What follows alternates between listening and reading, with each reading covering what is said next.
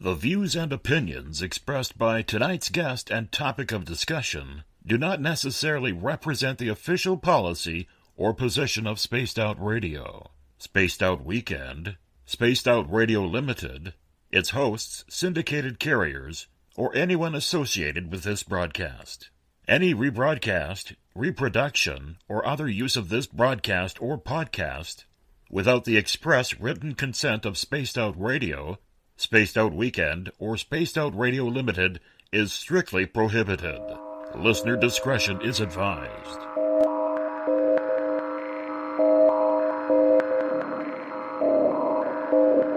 Hi there, this is Dave Scott, and I would like to invite you to listen Monday through Friday right here on Spaced Out Radio.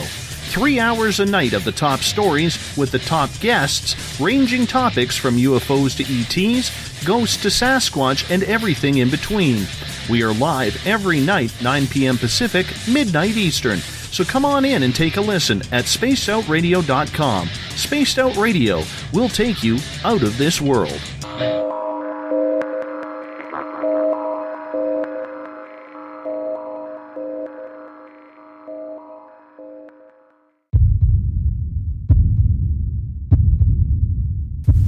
Scout 6316, 8.8 for 6,000. Scout 6316, North Hill Approach, so maintain 3,000, I'm 1 for the right. 3,000, Scout 6316. To you live from Uncle Jimbo's cabin, sharing multitudinous interdimensional pancakes between the Pacific Northwest and the Desert Southwest, as we do every weekend here on spacedoutradio.com. Yeah, pancakes, we do. Welcome and everyone listening on WQEE 99 Rock the Key in Noonan, Georgia, at spacedoutradio.com on Spreaker, on the United Public Radio Network, Renegade Talk Radio, and the High Plains Radio Network. We want to give great thanks and gratitude to our guitar god, Ron Bubblefoot Thal, formerly of Guns N' Roses, currently of Art of Anarchy. He creates the music that makes Spaced Out Radio Weekend rock, the official spacedoutradio.com music. If you are a Twitter bug, a Facebooker, please check us out on Twitter at Spaced Out Radio. Give our Facebook page a like at Spaced Out Radio Show. On Facebook, you can follow me at Cosmic Passport with Elizabeth Anglin. Subscribe to our YouTube channel, Spaced Out Radio Show. Tune us in on TuneIn. Download our shows from iTunes. We are also on RadioGuide.fm, TalkStream Live, and on Stitcher. And, of course, our website is spacedoutradio.com. And if you go to patreon.com, we have some cool offers for you, our listeners, there as well. Make sure you check those out. If you want to take part in the show, you'll have to sign in to one of our chat rooms on Spreaker or on the chat room on Facebook at the SOR Space Travelers Club. And if you head to our website, spacedoutradio.com, for just $5 a month, you can become an SOR Space Traveler. We offer some decent swag, and it's our opportunity to give back to you, our very valued listener. We have a new news section called The Encounter that deals with everything paranormal, courtesy of our editors Eric Markham, and Everett Themer. You can check out Dave Scott's latest blog there as well. And if you have had an experience you can't explain, please fill out an SOR Sightlines report. Our researcher, Mike Smith, is ready to help you find out what's going on and keep it very, very low-key so that nobody else hears about it. You're safe. Well, tonight is Sunday night. It's been a long and strange weekend on the trip through the great unknown. And some things came to my attention this week. I have a friend who I have interviewed before on this show, who I love to interview, Paul Hamden. And he is a extraterrestrial communicator, but he's also a spirit medium and a physical medium. He's a little bit older, and he's quite aware in the spiritualist communities of physical mediumship, of apportations, of manifesting things, sounds, things in a room, etc. But he's been talking for several years with a Zayton who gives him information to his best ability about what the Zayton race is doing here on Earth and some of the things that they have created in between our planet and other places. And one of the things that's been interesting to me is that this Zayton has something to say about SQEs, which are quantum environments, that are created for the purpose of learning. And they can also be created to provide like bubbles in space or on Earth or under the Earth where beings can live. They can also be created to look like other planets. And what this Satan has to say is really interesting to me, because my guy has something else to say that's different. But he's talking about what his group is doing, and my guy might be talking about what his group is doing, which is something different. So I think tonight what I'd like to do with y'all and James is a little bit of question and answer, not with the engineer, but I have another being that I often work with by the name of Jonas, who is an interdimensional alien. He doesn't have a physical body per se. He works interdimensionally.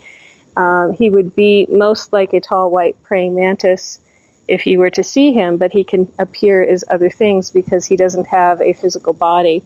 But before that, just to prime the pump, I'm going to do some reading from the transcripts of the Zeta interviews by William Trinit, who's Canadian. So you can find this at www.trinit.ca/zetacom/zinterviews.pdf. William Trinit and Paul Hamden did this interview, and they talk in it about SQEs and these environments, and whether or not people and aliens are traveling quickly between planets. So hold on one second. My thing is freezing up. Okay. Interviewer asks the question, is it true that the U.S. government has identified 153 synthetic quantum environments, or SQEs, constructed by Zetas in the near-Earth environment ranging 400 miles from Earth, on the surface of Earth, and beneath the surface of Earth? And the Zeta answers, it is correct in understanding that singular entities exist as energetic existences for the purpose of experience. These are dynamic entities and are used as a place of learning. The SQE is a term for an energetic existence that is separate to your own, something like a holographic existence. They believe they have identified the SQE by the remote viewing process, but they have only seen what they were shown. So basically what he's saying is yes and no. You think you know what you're looking at, but you don't. And he's not expounding upon that. Interviewer, is it true that the system of synthetic quantum environments has been built by you for the purposes of conditioning and educating humanity to be able to sustain a future role among organized intelligent civilizations in space and in the interdimensional multiverse? Zeta, the question sounds like many questions. What are the uses of the SQE? In the separation process of the physical entity from self, a being would understand that in its energetic presence, the consciousness of the being is able to understand the environment is malleable. So depending on what you wish to create and preserve as an environment would depend the level of quantum entanglement that is required by a being, that is to synthesize the energetic entities and then to propagate this as a sustainable existence in its quantum self. Many of the SQEs are in existence for the scientific beings who wish to experiment within a race. A snapshot is taken, and using the SQE, transpose the environment, and using the SQE, then instigate change. This is a mirror image process to see what is sustainable, and in that place, no harm is created to a physical entity as it is an energetic environment. Some of this wording is a little weird to me because it's like, it seems roundabout. But what I want to interject is that a lot of abductees have had experiences in SQEs, and some of these experiences are apocalyptic, end-of-the-world experiences, and they have to do with an event which is basically the Earth reaching carrying capacity, where we have we have so much climate change and so many people, and we've done so much genetic engineering that we have reached a moment of collapse. And as that collapse is happening, another race of aliens comes in and imposes a very deep mind control on what's left of the human race. And some people are able to avoid this mind control and get around it. And most of the experiencers, most of the abductees that I knew that had been in this SQE environment, we were always running, we were always hiding, we were finding things to eat, we were finding water to drink, we were avoiding being rounded up. And we were in situations where you could really see and feel what it was like to be in a mind control environment that was across the board.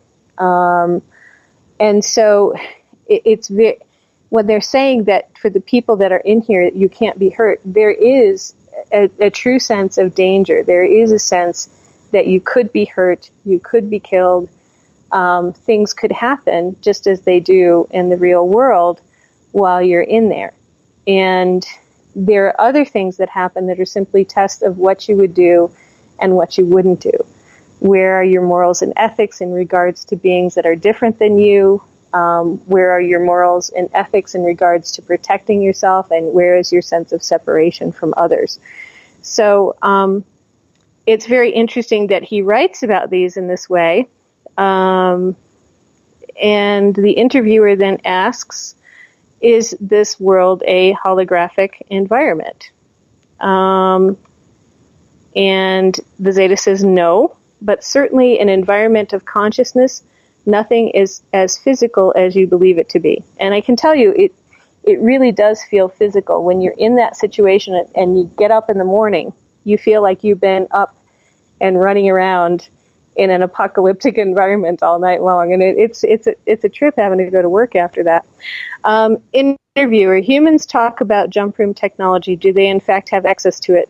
And the Zeta says, do humans have access to separation from this physical norm to the SQE? Yes. And I've been in jump rooms, and normally you're escorted to a jump room. You're escorted to a place in front of the SQE, and then you end up in the SQE, and then the training or test or whatever it is happens.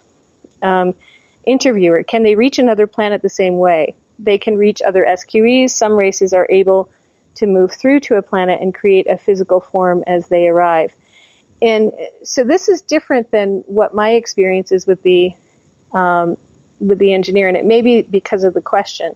Paul Hamden believes that there is no way to do a UFO jump from one planet to another planet, that people who believe that they have actually gone to another planet have not.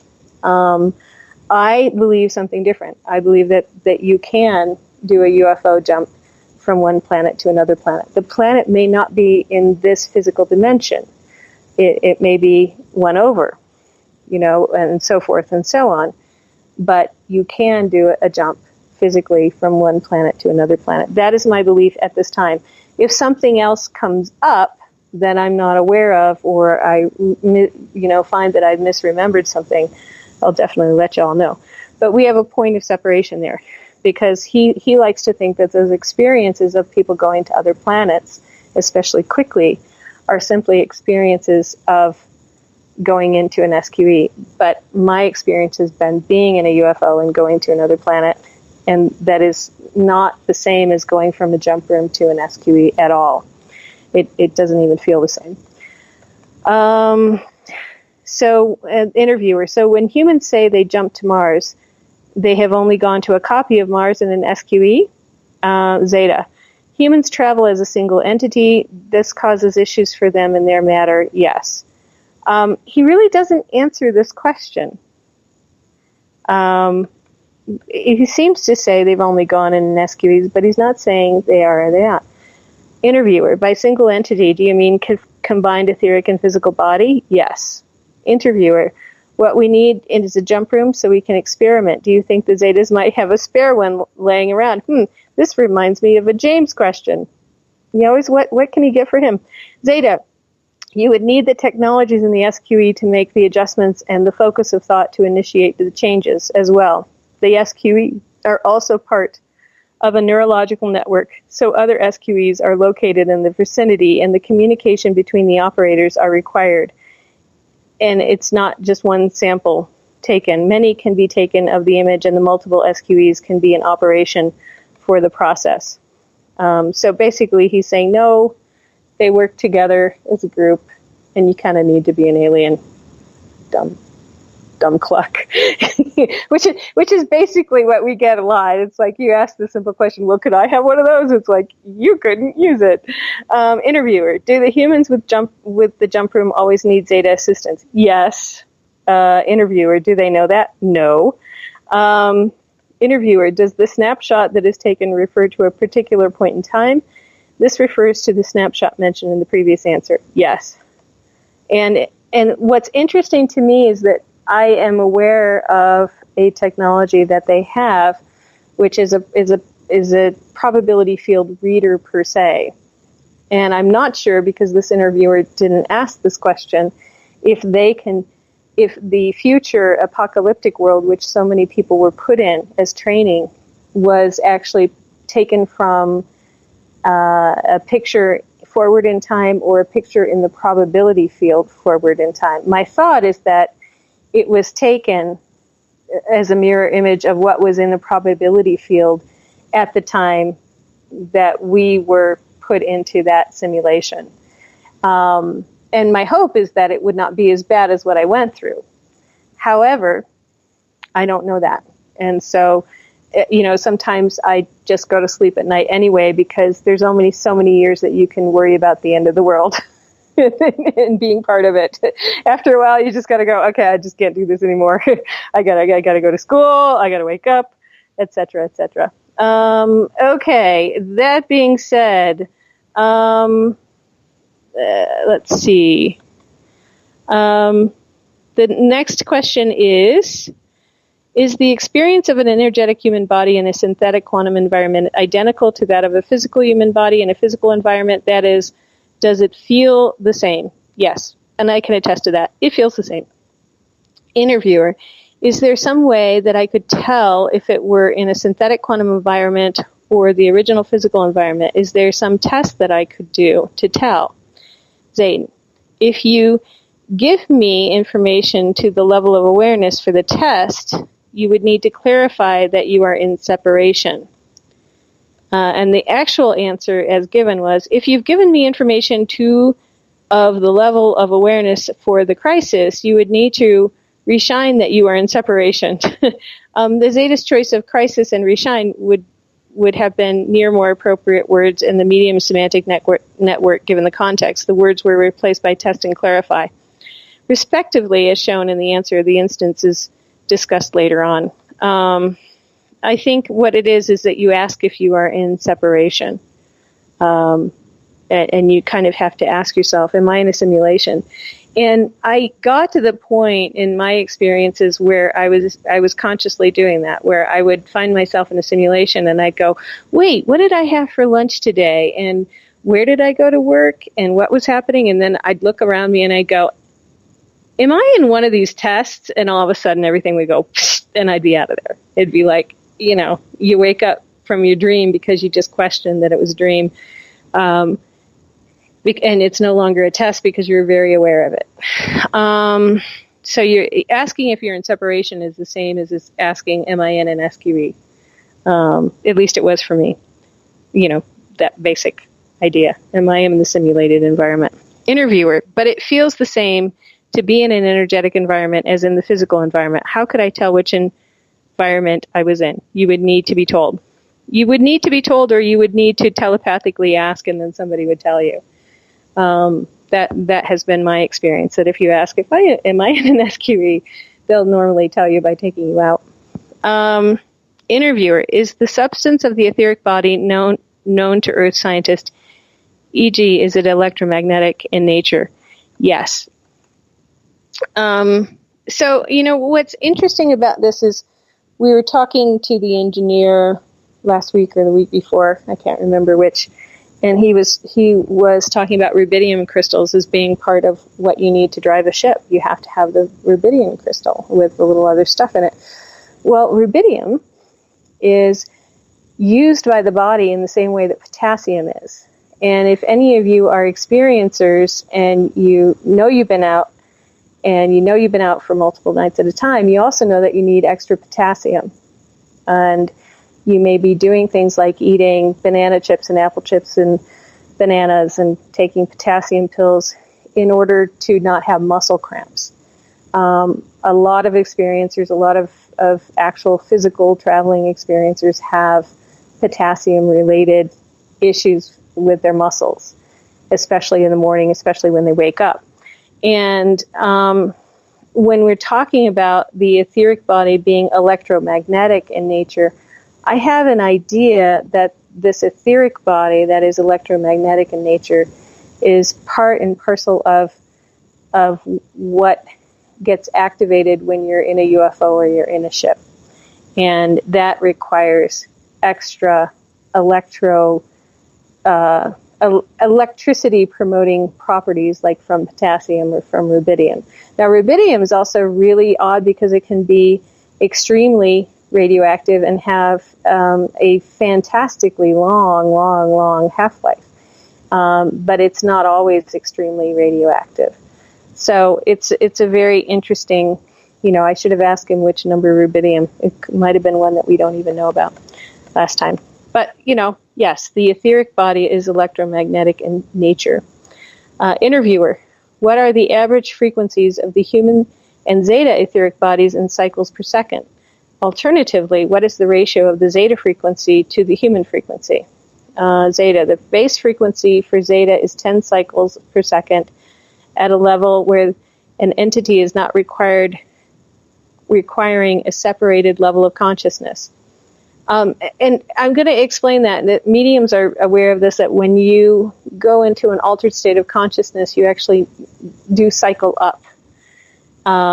You need more cycles of frequency to get to that altered state or to go up a level in consciousness. Well, you can call it up or go to, a completely separated or nearly separated from the physical body where you're in the astral realm and communicating with beings in the astral realm. Wow, I really butchered that explanation. I'm sorry about that. So I'll say more about what the zeta said. The base frequency for zeta is 10 cycles at a level where an entity is not requiring a separated level of consciousness, but there are other levels of frequency. 16 would be where a being would be in separation from self for a short time. 32 cycles is required to be in a permanent cycle of separation. And we have seen that humans are between 7 and 8 cycles, some lower, some higher, depending on the frequency a human holds. So it's kind of vague, but, it's also interesting. That being said, I'm just going to go here, folks, for a second and look and see if you have any questions in the chat room. I'm going to SOR Space Travelers, and let me know if you have any questions. Please put them in all caps. And back to this for a little bit before we go into our own questions. Is energy transferred from the human physical body to the etheric body, or from the etheric body to the physical body? And of course, this is kind of a throwaway question because, think about it. If you know the answer. Both ways. If the human requires connection, a level of matter to energy is required to increase the frequency of the etheric body. But if an external being is to connect to a human, then the energy will come from the external entity. And here's where we're going to get into talking to our next guest, whose name is Jonas, who works often as a spirit operator. And what he does is he is able to provide the energy to make a connection between the astral realm and a spirit medium. And so he also allows for a person to be able to adjust their energy to talk to different entities in spirit. So if you've taken any classes in evidential mediumship from one of the older schools like the Air Institute or Lily Dale, for example, you may have heard of this concept of a spirit operator. And what's interesting about Jonas is, he is mind, but he's also an alien. His origin, his point of origin in the spiritual universe is not human. It's an alien race that is very similar to the Echo in that they no longer have a planet. They're like tall white mantises. They have energetic bodies. They are highly evolved. Everything to them is energy.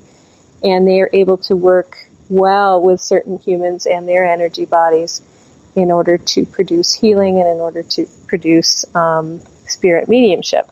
So, one last question from the Zayton interviewer. What physical mechanism transfers energy between the physical and etheric bodies? Is hemoglobin involved, and if so, how? Zayton: yes. Hemoglobin is involved as an increase of oxygenated blood is cycled through an entity. In doing so, the energy of the human form is assimilated to the etheric body, but there is a continual exchange between the physical and the etheric, not a state of separation. What he's basically saying is you need to be pretty well oxygenated to do some of the stuff that you do as an abductee or an experiencer, or somebody who goes out on ships as a contactee. And I can attest to this, that this year, as my hemoglobin has been low, my experiences, not abductions, but my experiences have gone down. I am not able to go and do the things that I was able to do before. And that's a little disconcerting because you get your patterns and you get your habits, and then all of a sudden, whether they're nighttime habits or daytime habits, and all of a sudden they go away, and you're like, something's wrong, I don't know what's going on because I haven't talked to so-and-so in a while, or haven't done this. So that's kind of been my frustration of the year, and it really has to do with not having enough hemoglobin to be oxygenated enough to support the transitional phases of matter and energy in the alien-related environments. I guess we'll call it that, since, it could be multiple different alien-related environments. And then and there's a couple more, and then we'll go on to Jonas. Interviewer: the zeta oxygen-carrying molecule contains copper. Is this zeta molecule like the hemocyanin molecule found in some Earth species, for example, the crab? Zeta: arthropods, yes.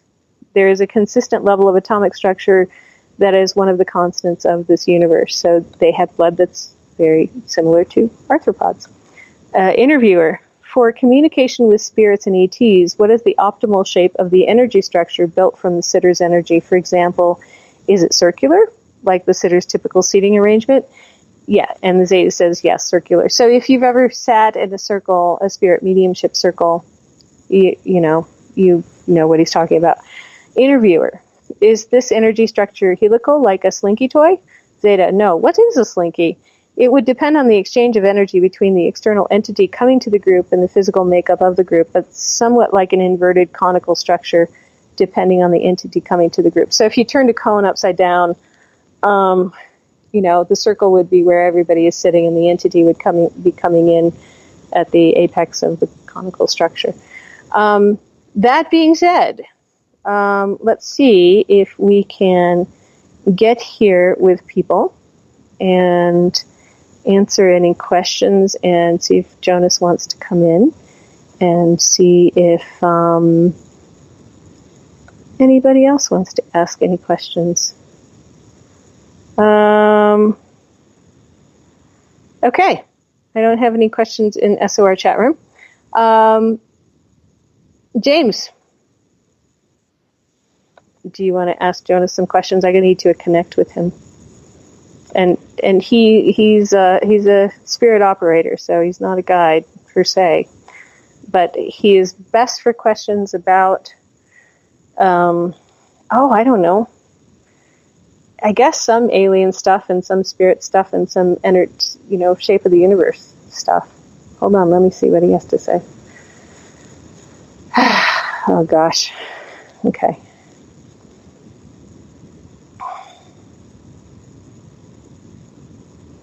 He says you're gonna ask me really funny questions, so I'm gonna try not to hit you in the head.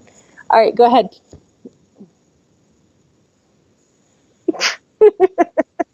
No, he says. Yes, yeah. It's a light being, praying mantis being. My understanding that he's ninth dimensional, whatever that means, light being, and he looks a bit like a praying mantis being.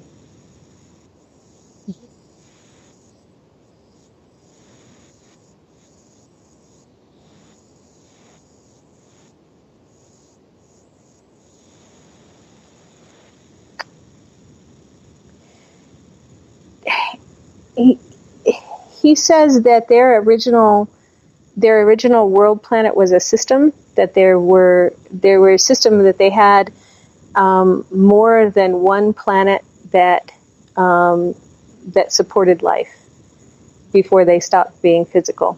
And the ones that his group were on the second planet, and the ones that are coming to Earth to be Echo were on either the third or the fourth planet. I think it's the third planet. And he said the third planet was much more like Earth. And so there is that desire to re-experience beingness on and re-experience physicality and learn some things that were part and parcel of what their ancestors learned on another Earth-like planet.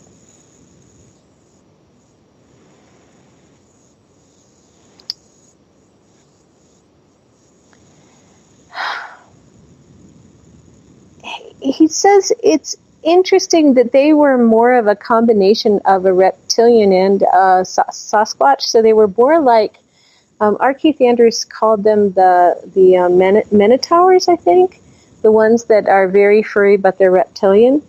But he says they're not. He says their ancestors were that way. Some of their way back in the waybacks were that way, and there was an abrupt shift that happened for them. And he says it's interesting that you're doing a show called The Shift, because that planet had an abrupt shift where that part of the species was curtailed, and everything took a left turn in another direction. And there was a thought that there was too much genetic engineering that was involved with that they were not allowed to be wild and free long enough.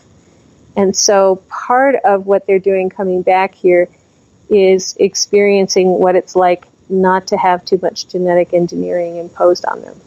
So apparently somebody started doing genetic engineering, and they took a left turn. They were actually... Okay, I got you now. So when I asked if they were the same ones who were coming here as Sasquatch and things, they weren't the same. They from one of the other planets in his system. And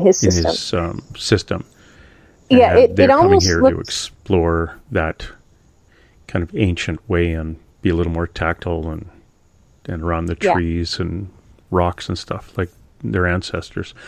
If they can come and shift into a big, large, energy-absorbing and using body like that, why not just get into a smaller one, like more humanoid, and get yourself a motorcycle?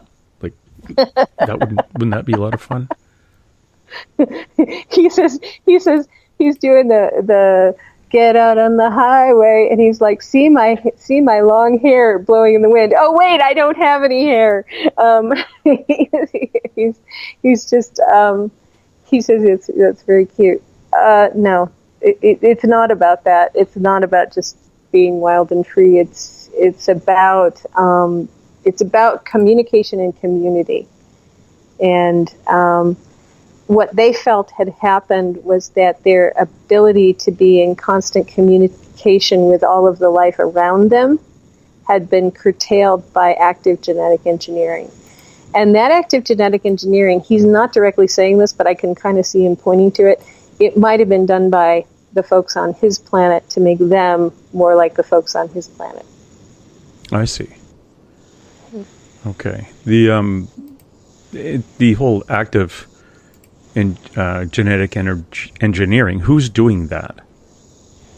You said it comes up in different parts of our evolutionary curve when we were in physical bodies.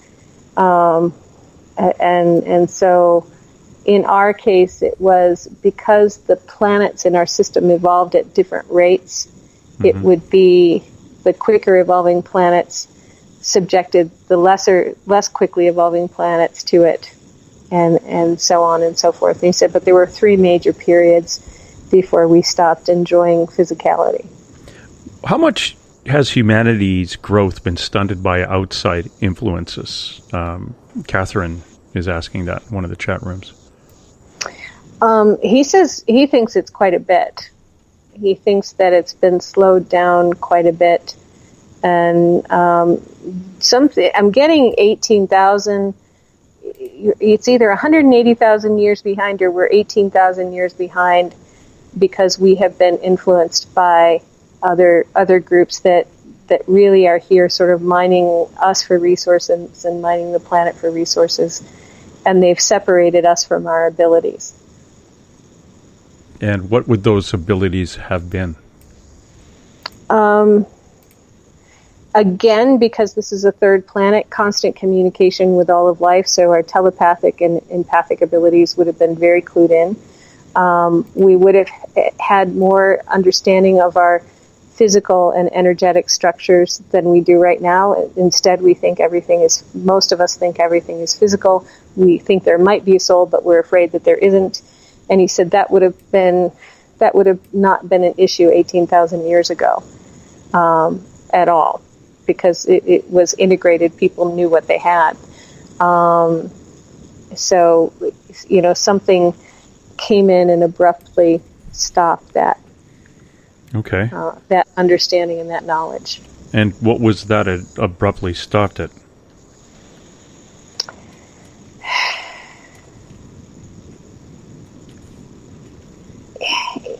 So it's a combination of forces. He's not saying this is Atlantis. No, he says that was 22,000, but by 18,000, a combination of forces. So you had the Syrian High Council saying at about 24,000 years ago, we don't think humanity is going in the way that we want. And then at the same time, you had in the background the sort of power-mongering draconian reptilians coming in underneath and infiltrating and causing a shift in consciousness to a negative level. And in between sort of Syrian manipulation, of trying to bring about, getting people off of the planet and being one with the universe, and draconian power-mongering under the surface, human beings got caught in the middle, so to speak, and were subjected to basically, I guess that would be the next ice age or the last ice age that we just went through. In ways, and also to a lack of being able to remember. So something about our memory was wiped. Hold on one second. He said almost everybody knew how to use the Akashic records. I mean, they were so used. It was as if you were going down to the library to check out a book, depending on who you were.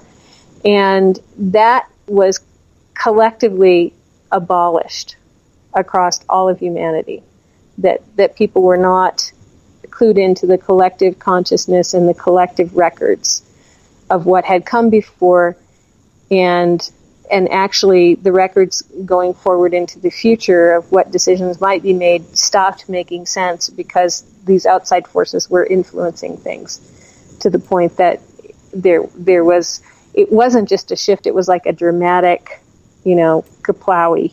And so it was mainly our memory and our consciousness was split away from the collective and deeply into the divided, deeply into the individual.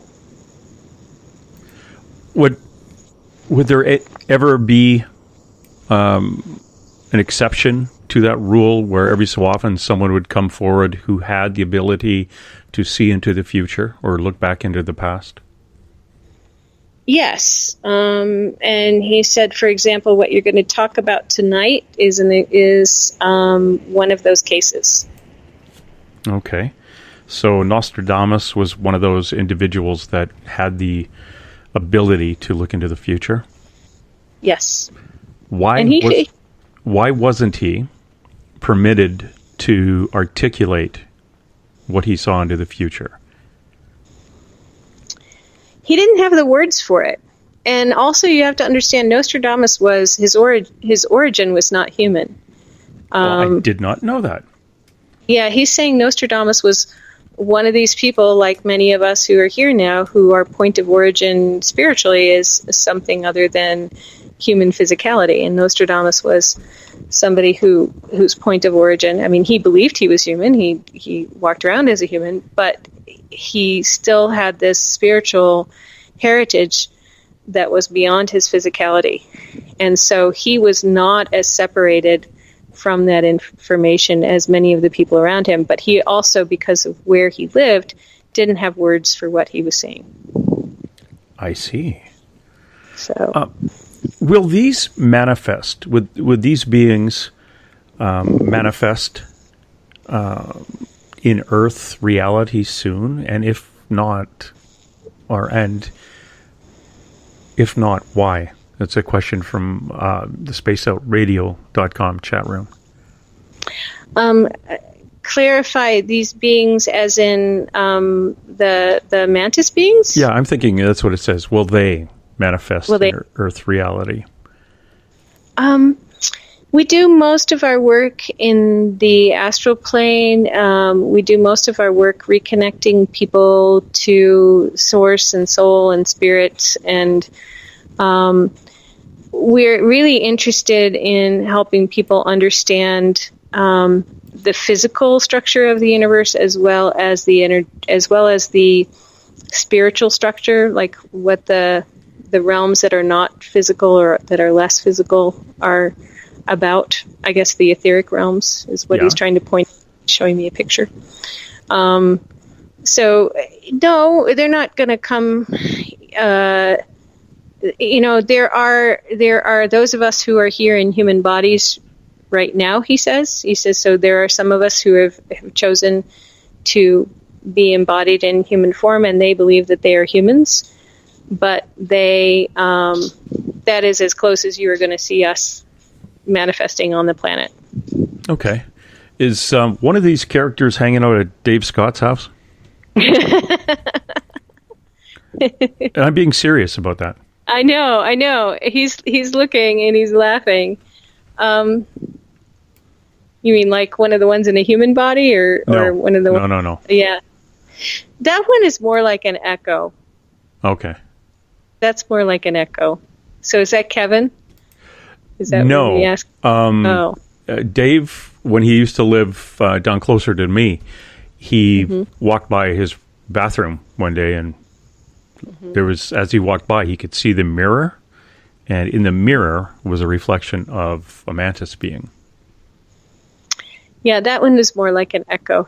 That might have been a Bigfoot that Dave just saw him in his actual form. And in his it's bathroom? interesting. Well, I guess Bigfoot just can't come into a bathroom. Usually, they probably have to come in as a smaller being. Well, I shouldn't say smaller. These beings are very tall. So they're very tall. They're very, very. They are as tall as Bigfoot, but they're skinny. One of the questions I have is in regards to this too is that when these beings, how am I going to do this? Stand by. I have Skeeter calling in, and I'll end up putting you on hold. Sorry about that, Skeeter. That's okay. If I have a question in regards to the presence of the beings themselves.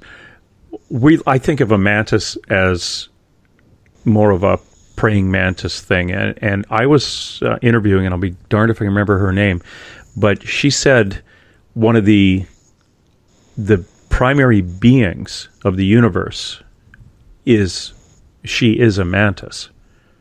Mm-hmm. Is that somebody that this individual is aware of? She is like the queen in the hive and the hegemony. What? In English, please? In the Ender's Game books, there's the hive and the hegemony, and there's a queen who is the progenitor of all of this being of insectoid beings. Mm-hmm. So what she's talking about is someone who, is an analog of that. Okay. So, and when you say an analog of that, what do you mean? That's a fictional book about a group of insectoids that had a war with the Earth, or the Earth had a war with them. Okay. And there was a queen. That's what she is. She's basically the queen. She's the progenitor. All right. So when you say progenitor, I'm taking that as being something that if the race needs to procreate, that's the one you'd go to? That's the one they went to, yes. Okay. I don't think she's doing any actual procreation anymore because they're no longer physical. But she's a very big being. She's a very big being.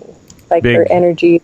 Okay. Big. I was going to say, we're not body shaming this poor woman, but no, her light is the space and the area of light that she puts out is very large.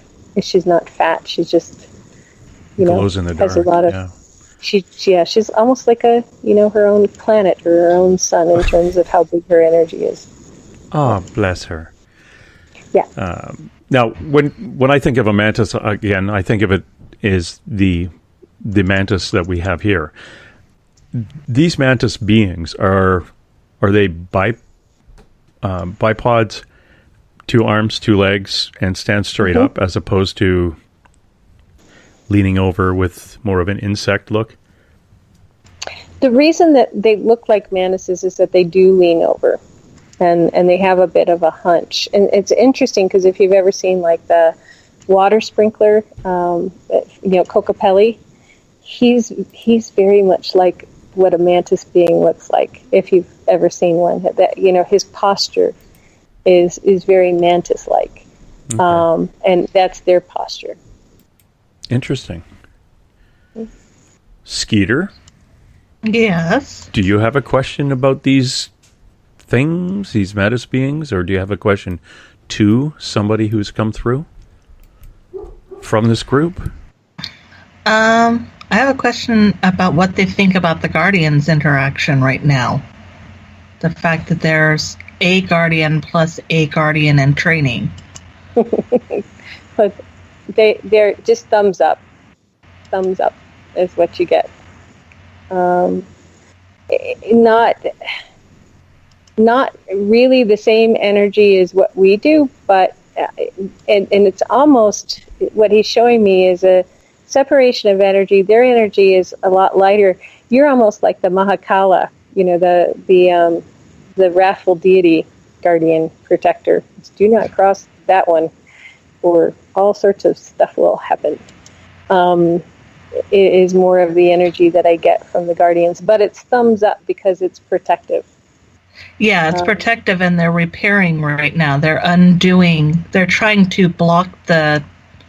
They're trying to help stop the shift that's happening now, and repairing what happened during the last shift that switched the planets around.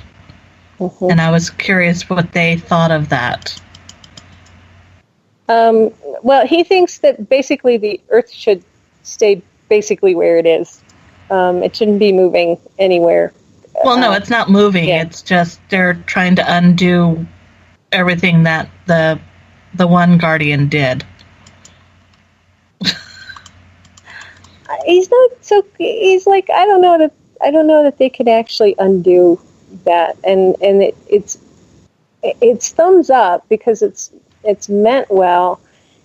It is going to change some things, but a lot of that's in the astral plane. It is. It's not like we're not necessarily going to see that. Wyatt, sit down. Yeah, Wyatt, hold on. And we heard a gunshot. I don't know what that was, but just kidding. Me. I'm still alive.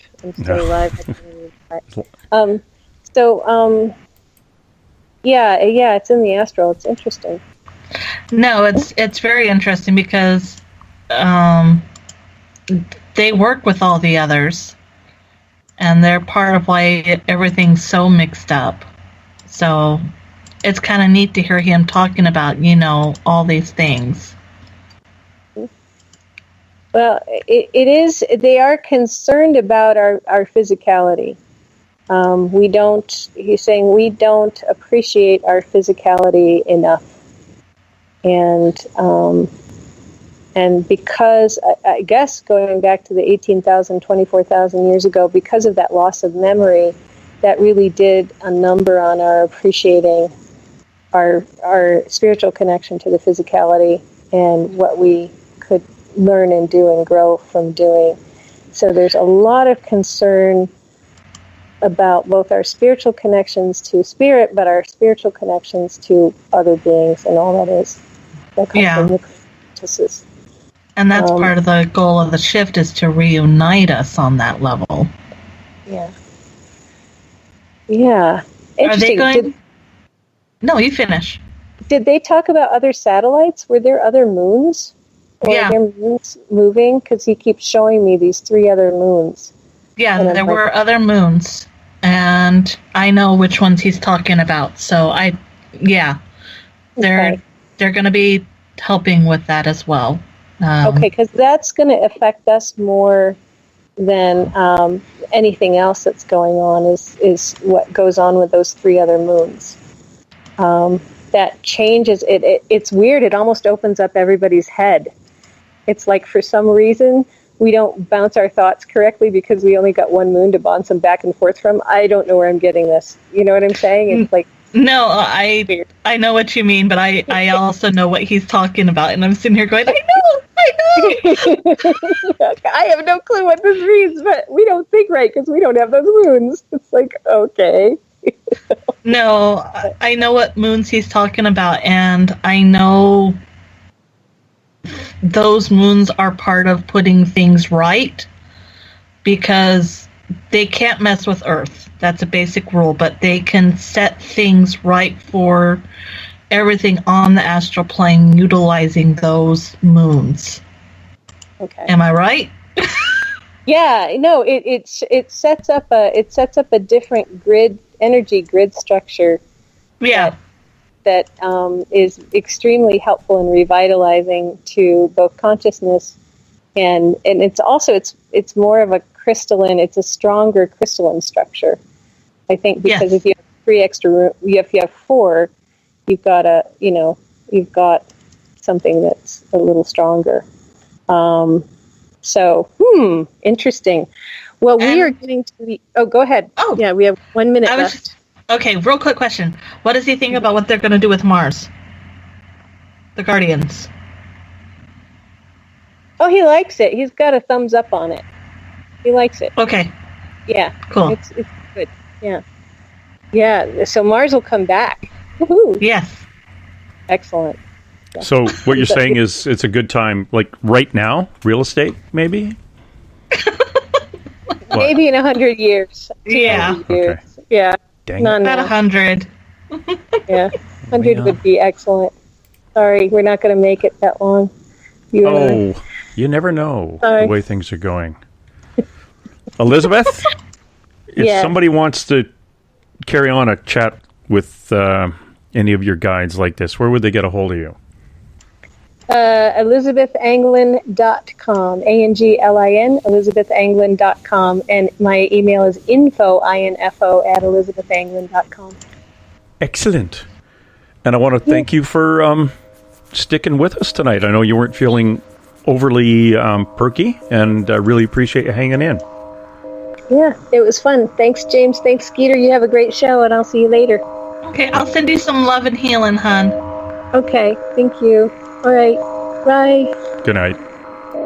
I'll pick you guys up on the other end of this 7 minutes. This is Dave Scott, and I would like to invite you to listen Monday through Friday right here on Spaced Out Radio. 3 hours a night of the top stories with the top guests, ranging topics from UFOs to ETs, ghosts to Sasquatch, and everything in between. We are live every night, 9 p.m. Pacific, midnight Eastern. So come on in and take a listen at spacedoutradio.com. Spaced Out Radio will take you out of this world. Hi there, this is your psychic medium, Joanna, and I would love it if you would join us every other Sunday on Spaced Out Weekend. With host James Tyson, we'll bring you personal psychic messages on two mediums and a large. Questions about love, life, career changes. We would love it if you would come and join us live. Call in and listen in for the experience. Allow us to open the doors to your other side. Two mediums and a large, heard only on Spaced Out Weekend at spacedoutradio.com. Looking for news beyond the mainstream news? Head to spacedoutradio.com and check out the SOR Spacewire. This is Spaced Out Radio's Eric Markham, News Director for the SOR Spacewire. Daily, I will bring you intriguing stories and outlandish reports from what's going on around the world. UFO sightings, paranormal activity, conspiracies, alternative health, and so much more. And if you have news, email me at news@spacedoutradio.com. It's paranormal news at its finest. Welcome to The Encounter. At spacedoutradio.com, The Encounter online is SOR's trusted news source for everything weird and strange going on around the world. This is news editor Eric Markham. Our team of journalists are scouring the planet for those strange stories that rarely make the mainstream. No fear-mongering or fake news here. Head over to spacedoutradio.com and encounter The Encounter. Attention Spaced Out Radio listeners. For only $5 a month, you can join Spaced Out Radio Space Travelers. Your membership at spacedoutradio.com will give you access to private fan area on the website, get you a monthly newsletter, draws for monthly swag, and a whole lot more. Sign up today to become a part of the Spaced Out Radio experience. The third Monday of every month, Spaced Out Radio is going to bring you a different look at everything paranormal. Welcome to The Reporters. Jim Mallard, Vanessa Hogel, Denise Garcia, and Christina George join me, Dave Scott, for a look at the weird and strange from the other side of the microphone. We'll break down ghosts, UFOs, cryptids, and the people investigating them. The paranormal media has never been heard like this. Come listen to The Reporters. For over 40 years, the Purple Energy Plates have been delivering amazing results for their many customers. Inspired by the great genius Nikola Tesla, the harmony, healing, and energetic effects of the plates have proven over and over to be beneficial and often miraculous to thousands of customers. With their money-back guarantee and the many benefits, how can you afford not to get one? Check their site for daily specials and choose from their many energy products. You won't be sorry. Visit them today at purpleplates.com for mind, body, and spirit, and expect a miracle. Patrolling the Pacific Northwest, we are always on the lookout for the strange and unassuming stories that real people are experiencing. Hi, I'm Vincent Zunza from Pacific North Weird. Me and Alexandra Sullivan have teamed to bring to you those odd stories that never seem to make it into the mainstream. Stories so weird that will leave you scratching your head wondering, is this real? It's as real as it gets with Pacific North Weird. You can watch our videos right here at spacedoutradio.com.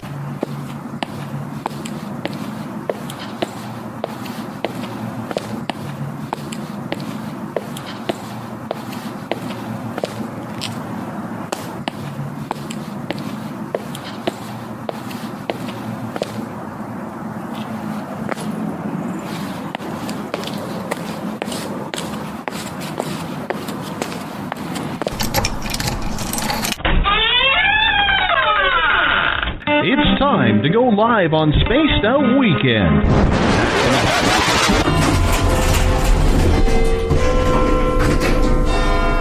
13, please. Oh, hi, Kevin. Oh, is that the time? Kevin, my friend, don't you find that watch just a little bit loud? Well, I certainly hope our buddy Bumblefoot is playing when we get there. Oh, you stinky big bundle of hair. I said Bumblefoot, not Bigfoot. Oh, it's going to be a long night. It's time to head to the 13th floor of the old log cabin for Spaced Out Weekend with James Tyson. You can tweet James at James Tyson SOR. You can find him on Instagram, Spaced Out Week.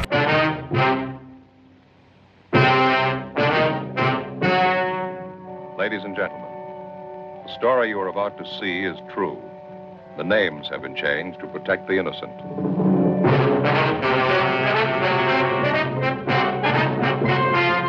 And now, perched high in his captain's chair, way above the clouds, here's James Tyson. Welcome back, everybody, to Spaced Out Weekend Sunday. It is I, James Tyson, broadcasting to you from a little log cabin on the 13th floor of the Spaced Out Radio Network here in those paranormal portals of the lower left Canadian coast, your Pacific Northwest, up here in Cascadia. Thanks, everybody, for listening to us, especially you guys down in Noonan, Georgia, at WQEE 99 Rock the Key, the home of The Walking Dead, at spacedoutradio.com, on Spreaker, on the United Public Radio Network, Renegade Talk Radio, and the High Plains Talk Radio Network. Those who are listening to us on Radio Guide FM, TalkStream Live, and on Stitcher and iTunes. Remember, you can come in later, download us, and listen to us at your convenience, either on iTunes or on YouTube. Hey, you guys maybe not have known this, but the first Friday of the month is our Keith Andrews night on Spaced Out Radio with Dave Scott. Keith is our resident ET expert, and he brings with him the ET experience with 50 years of contact. Mind you, we have Elizabeth, who talks to the ETs and brings them on. Does our Keith Andrews do that? I don't know, but we'll find out. One of the things I want to really thank Skeeter for, and with us here on The Shift, which comes up every 2 weeks, where we talk about those things that nobody really wants to talk about, but the future and what happens and what is going to happen and what is the universe setting us up for. Tonight we have a guest on The Shift, and he's somebody who has been looking at this for a long, long time. He is a retired engineer from France, now living in the USA, and his name is Benoit Dandremont. Did I say that right? Dandremont? Benoit Dandremont. Now, Benoit has spent over 10 years analyzing Nostradamus Prophecies with the primary goal of restoring the seer's integrity, as many have distorted his writings by attributing him to what is not. We will be discussing Benoit's first book, Nostradamus 2242, Judgment Day. Nostradamus, the Code Revealed, Quatrain 3-94, for 500 years. More, we will take notice of the man himself, who was the ornament of his time.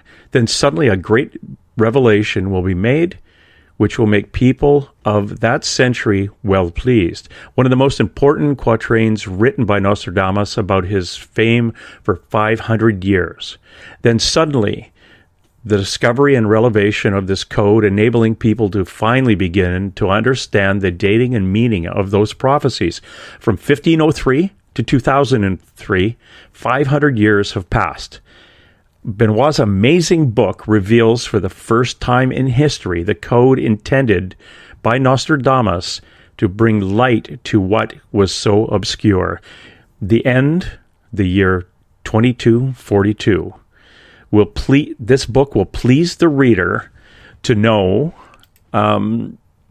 Sorry, someone just sent me in. We were just talking about if you send me a text or anything while I'm reading this, it just covers everything up. The reader will be pleased to know there is no eminent end of the world as predicted by so many charlatans. Now, the shift here airs twice monthly, and we address questions exactly like this. And we also have on our friend Skeeter Welhouse. She is a psychic, and I can go on and on about Skeeter, but you do know her. She is a psychic. She has now hung up her shingle in Tacoma, Washington, working full-time with her gift and hanging up her shingle in one location and hanging up her sewing machine in the other. She's no longer building those costumes we see at the various Comic-Cons and supplying all those cheerleaders with uniforms, unfortunately. So we've got Skeeter back here. But Benoit, how are you? And thank you very much for joining us on Spaced Out Weekend.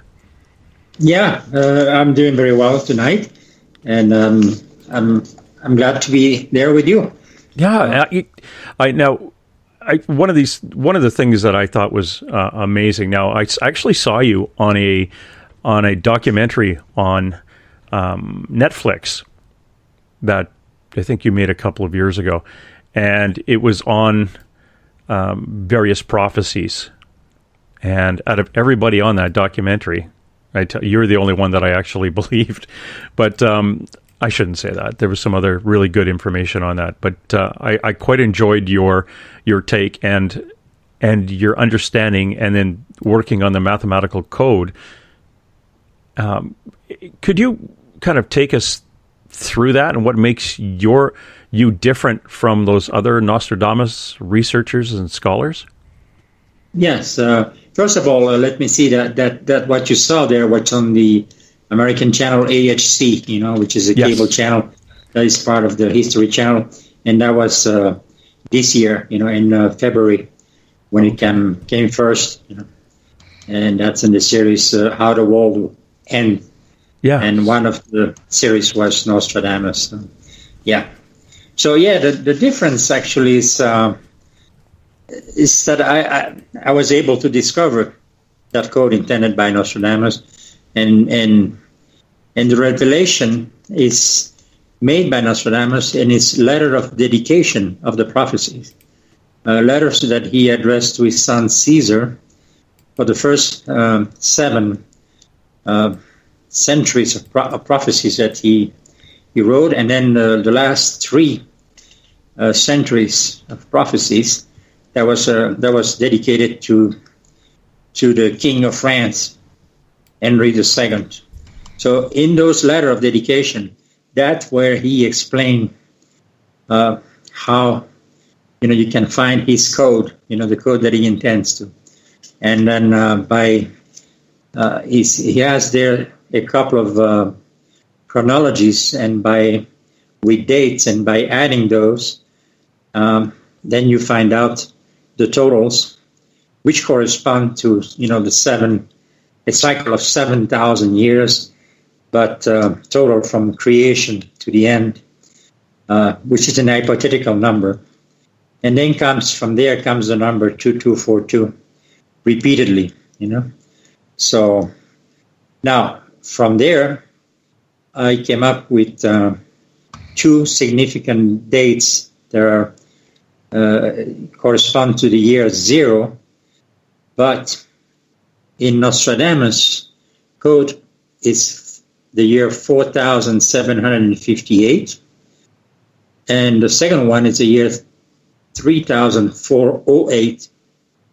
So those 2 are very important in being able to decipher the dates. And the way I apply that is by converting the original text of Nostradamus in French, in Old French, converting those texts in numbers by the value of the words. Like, for example, if you have the word the, THE, so that's number 3. and then so forth. So when you decipher like that all the quatrains, which are only like 4 sentences, then you get numbers in line and in columns. And then there is where I see the dates, that I see the years. They're either in, vertically, or they are horizontal or in diagonal. So, and that's how I find out.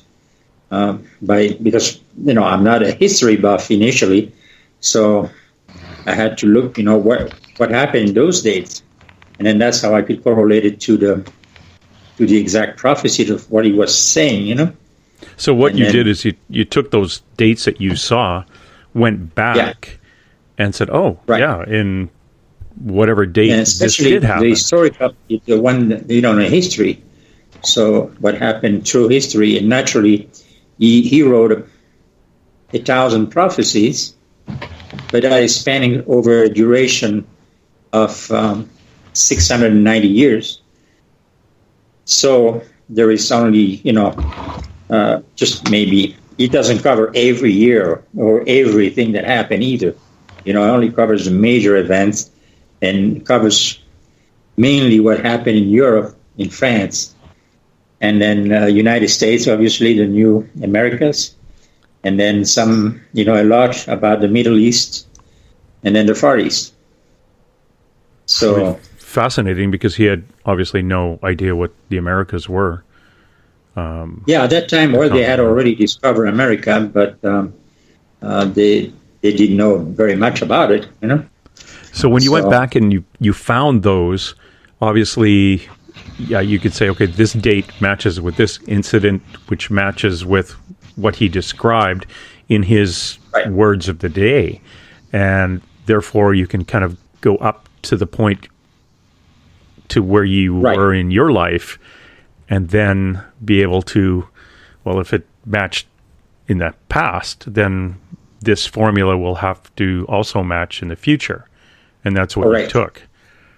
Right. So in my book, I have basically half of the prophecies that I have in the book. There are about 150 of them, but they belong to the past, half of them, to prove exactly, that's what I discovered from the past ones. And then it's obvious, you see the dates there very obviously. So therefore, you apply the same method to the future ones, Yeah, that makes total sense. Yeah. And why do you think it took so long for somebody to figure that out? Then for me, it's a mystery, truthfully, because, applying all the logics, I say, I heard about Nostradamus before, and I say, it's either, just vague or not true. And I decided, to do the devil's advocate, and trying to really prove that it was maybe wrong.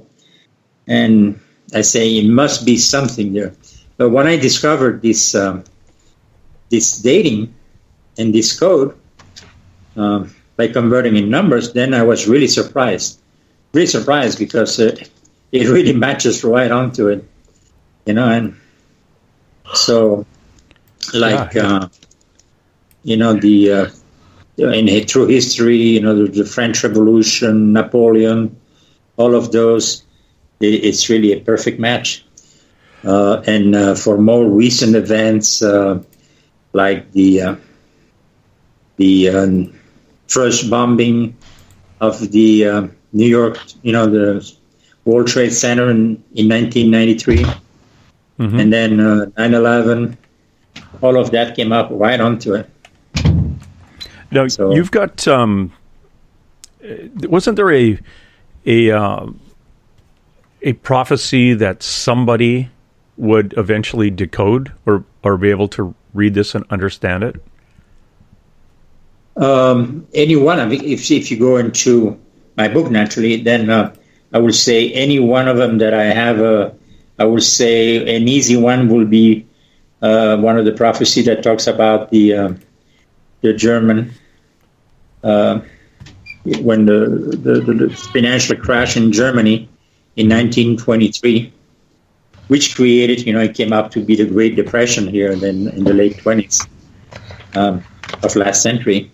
Yeah. So that's an easy one, where they can, by converting that, it is on my website, because it's very difficult to explain that without seeing it exactly, because you have to see the text, you have to see the conversion in numbers, and then you see there, right there, you see the columns when you convert that to numbers, and then you see the years. Yeah, that's fascinating. Now, your website is Nostradamus2242? Yeah, .com, yep. .com, yes. And there I explain very well, how you can decode. Yeah. And so anybody can do the same thing that I'm doing. I mean, it's as long as you apply the same code, it's easy. Yeah, I was fascinated because I thought there was actually at one point he actually predicted that somebody would develop this code. Right, that somebody will basically discover what he intended. Yeah. Yeah. Yeah, he does. He does say that. Yeah.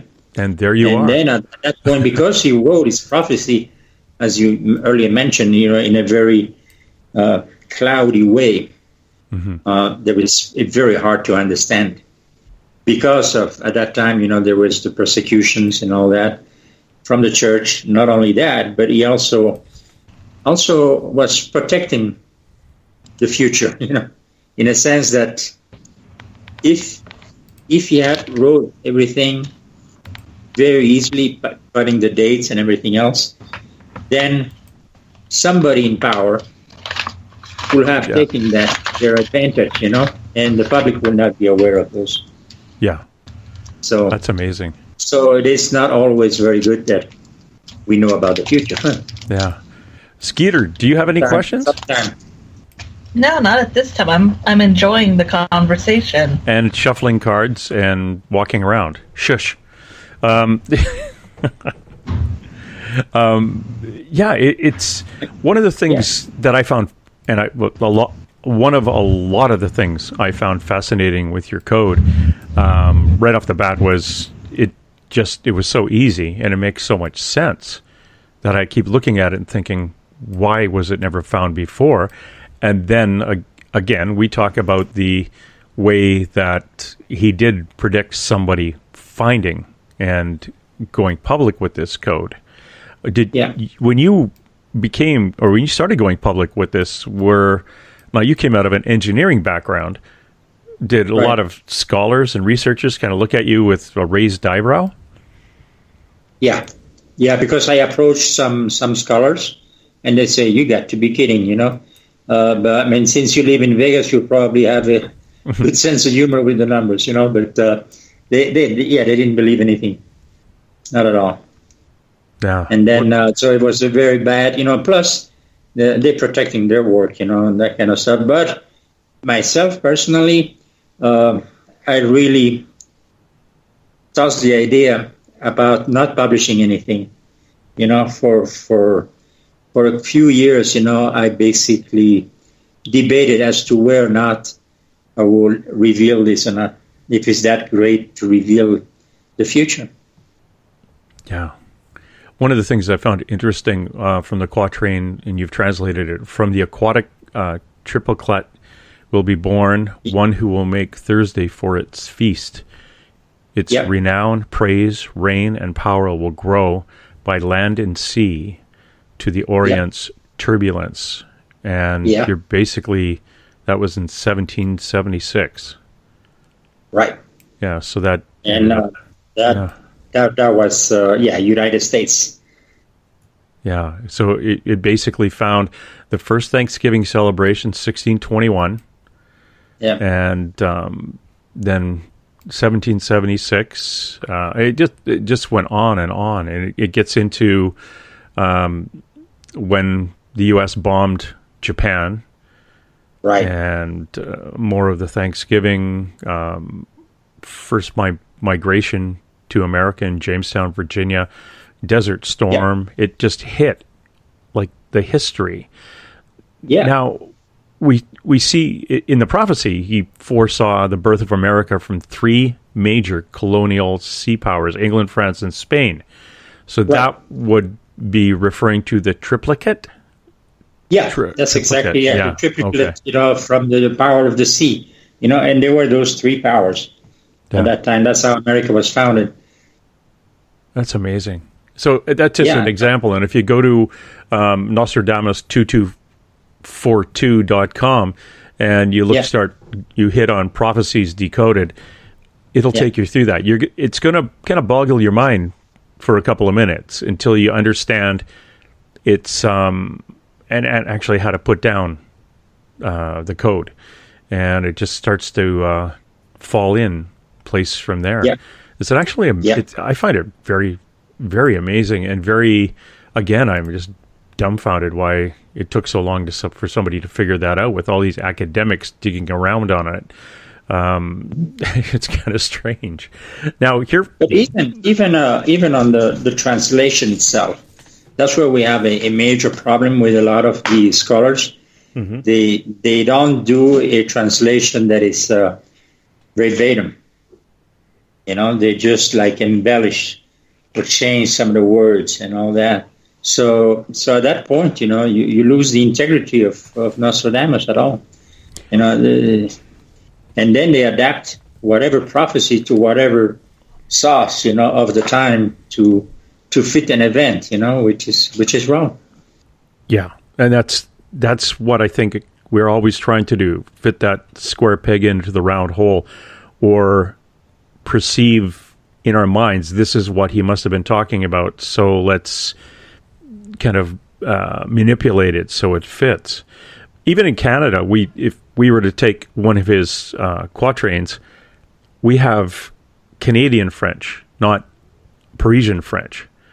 So there are times you would look at a Parisian French word and you're translating that with your Canadian French brain into English, and it's going to be off.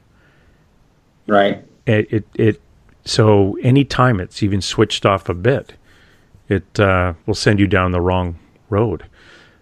According to Nostradamus, when did he see the world really ending? Well, truthfully, the world, his prophecies extend or end in 2242, so in 235 years from now. So we have a little bit to go. But that's not the end of the world. That's what you call the end of the system of things. So it's basically correspond to the biblical vision of the first judgment. Okay, so more of a cleansing. After that, the world will continue for another 1,000 and some years before it's the final conflagration, final blowout. So final blowout. Great. Yeah. So it's very interesting, and on top of that, he kind of mentioned that at the end, the one that is so being awaited, which is, he's referring indirectly to the Christ, the second coming. He said that he will not appear in Europe. He will appear in the East, so in the Eastern countries, so in the Far East. The Far East.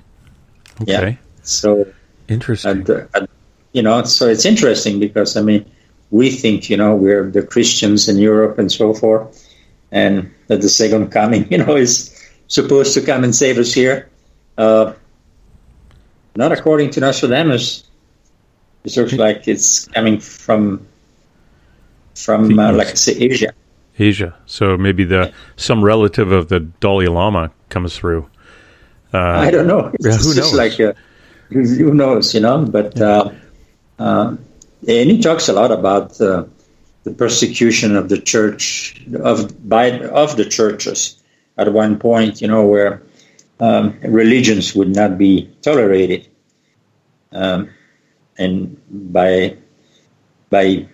by our governments and so forth, and that's in the years 2140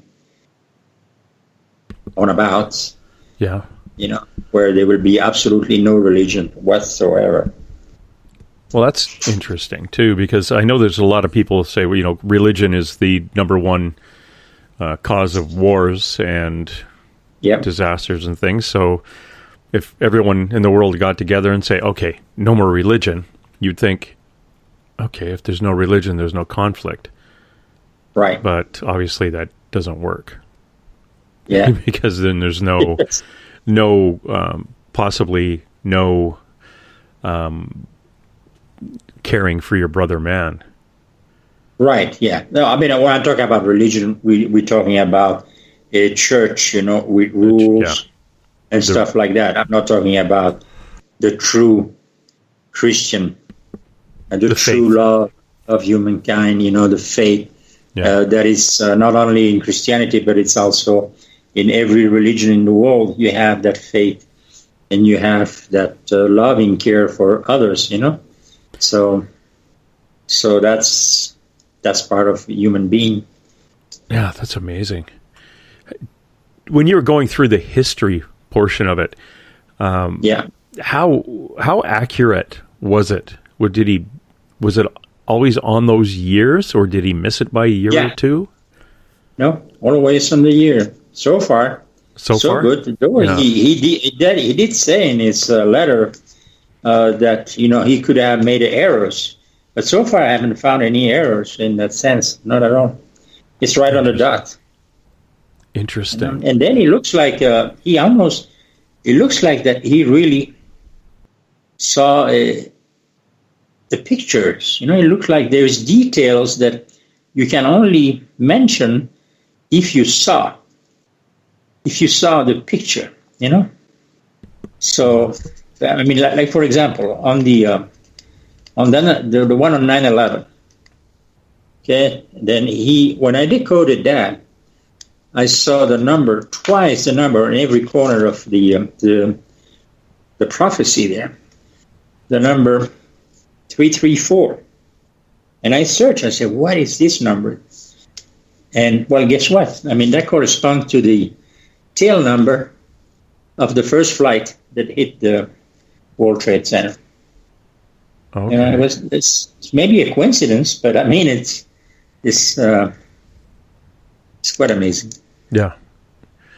I see that too, when he wrote letters to his son, dedicating the first 7 centuries of his quatrains, and to Henry II, the King of France, dedicating the last 3 centuries, completing the 1,000. So he did actually, produce documents that went to the crown. Right. And I wonder did you have any idea how that was received? Well, at that time it was received, the court of France at that time really was paying attention to his prophecies. So they were believers in that, Yeah, that's fun. Now, the true address, he addressed that to the King of France, but all the event that is predicting, I think the letter is intended to a future King of France. That's what I think is intended to. So I really think is intended because the language that he used there, will have been very hard for Henry II to understand. Oh, Plus, Henry II was really not into that. His wife was, but not him. Yeah. Interesting. It's absolutely fascinating.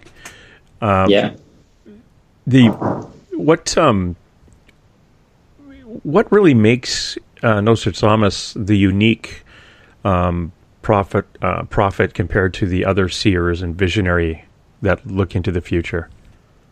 Yeah, not only makes Nostradamus unique, but I think he's as a prophet, but as a human. I mean, to be able as a human to not only see the future, because a lot of people have premonition or see pictures of the future.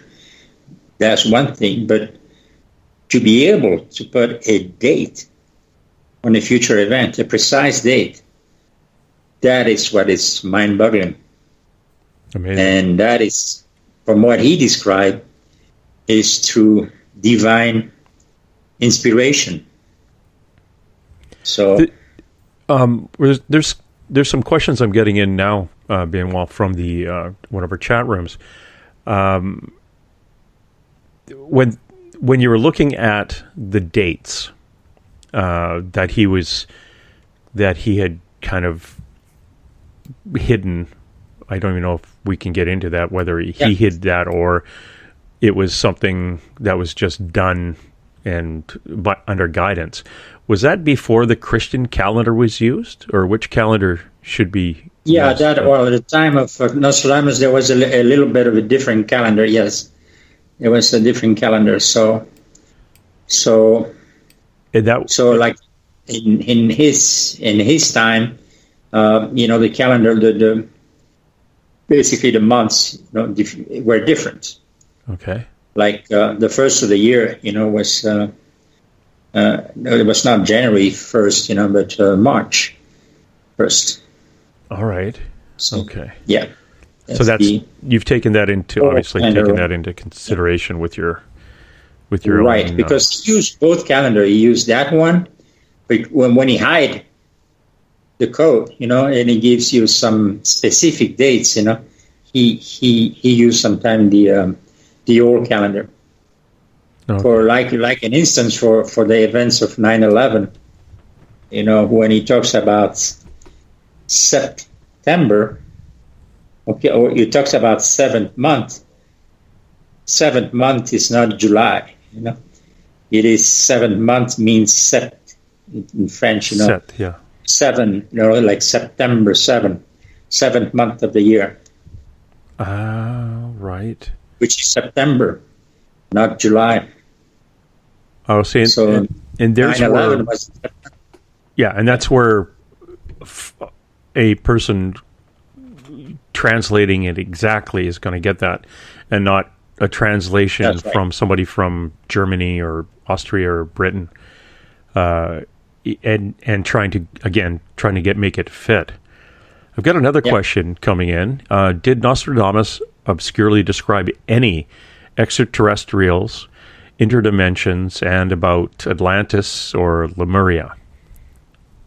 I don't know about those specific, but yes, he does describe aliens and the interaction with some alien race, but it doesn't look like they're very pretty. But they do, he does relate it to that. He does have a couple of quatrains that refers to aliens, and also some race that was put together, or created. Oh, the hybrid race. Right. Yeah. So he talks about that. Yeah, he definitely talks about alien. Do you cover that part of it in your book, the Nostradamus 2242? Yeah, in my book I do have a couple of quatrains that are about that. Yeah. Perfect. And you can get that book in ebook format too by going to that's right. Even Nostradamus2242.com. Yeah. Yeah, you can get it even on my website. You can get it there for very cheap. Perfect. Because I'm going through, I saw another question here. In his quatrains, is there any positive information come through? Is it all negative, doom and gloom? No. There is a lot of positive about, the progress of humankind. Like we'll be able to travel easy between countries and continents and all that. The radio waves and all of our technology. So there's positive thinkings. Yeah, it's not about doom and doom. Yeah. No.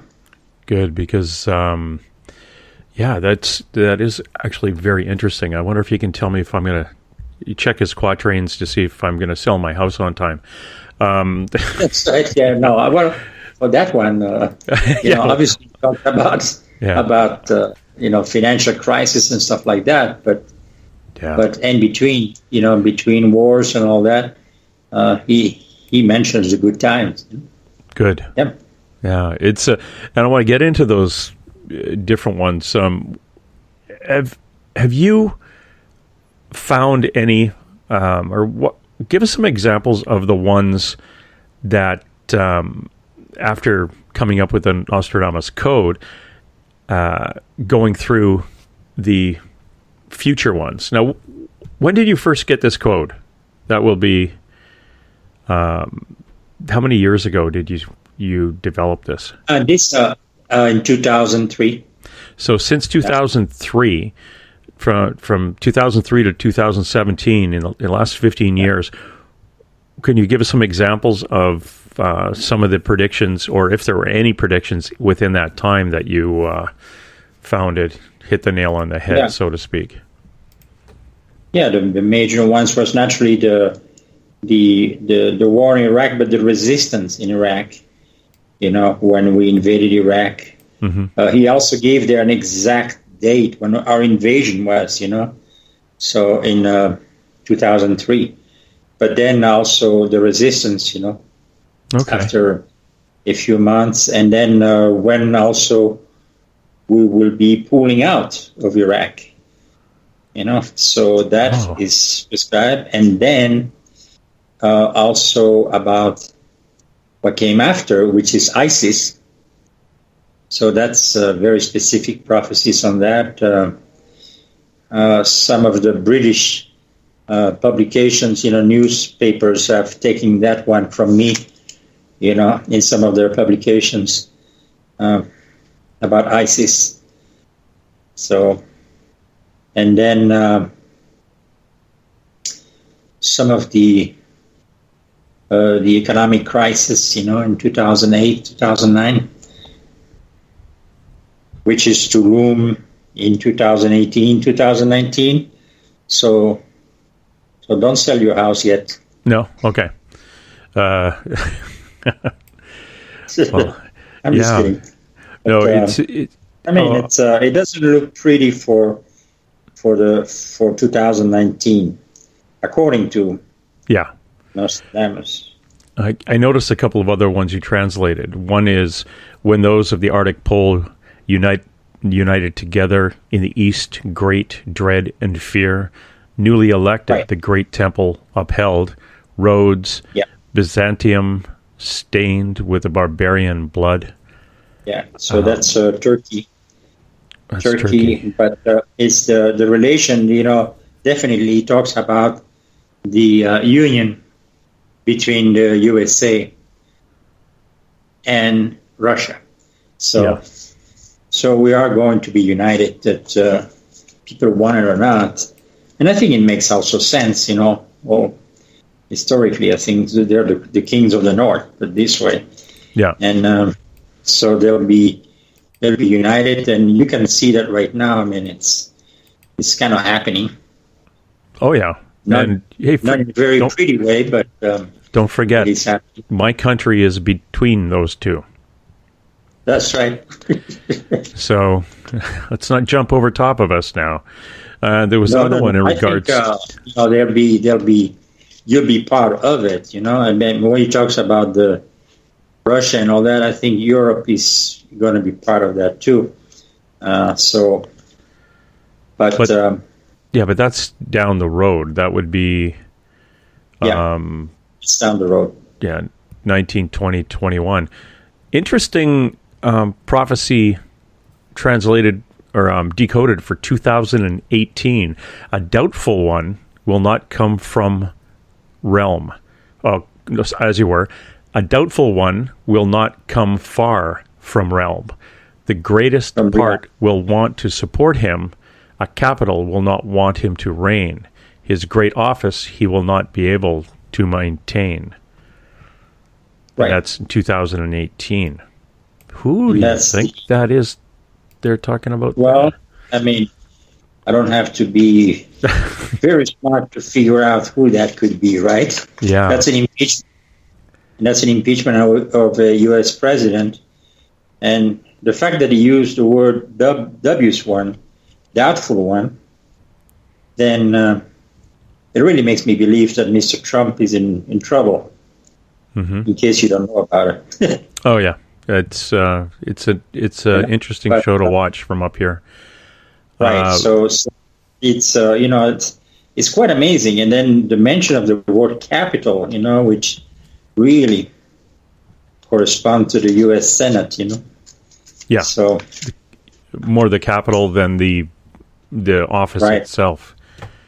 Yeah, and then he would not be able to basically fulfill the term of his presidency, the realm. So he will not be able to complete that, so it means an impeachment. Yeah, it's and again, the translation is interesting because the first sentence, it's either the dubious or the doubtful or dubious. So dubious. either fit, right? Either fit, yeah, they all fit. I mean, doubtful or dubious. Obviously, I don't want to be political or this or that, but I mean, a lot of what our president here has been doing, is, there's a lot of controversy. Yeah, well, let's call it dubious. Yeah, the fourth sentence talks about a forced resignation. Great office he will not be able to maintain. So that would be a more of a resignation, but also he could actually just resign. Yeah, he can resign as well. I mean, under pressure. Yeah. Yeah, it's I'm thinking that gig that job is a little bit intense, and it's probably 25 hours a day you're on the job there. It's a hard one. It's right. He's the same age that I am, and I will think twice before I accept that job. Oh yeah, in an interview he said it was hard. So I'm thinking, okay, that's right. I probably could have thought that going in. Yeah. Have you got any grief about that prophecy and your decoding of it from those who stand up yelling and screaming that there's no way he will ever leave that post?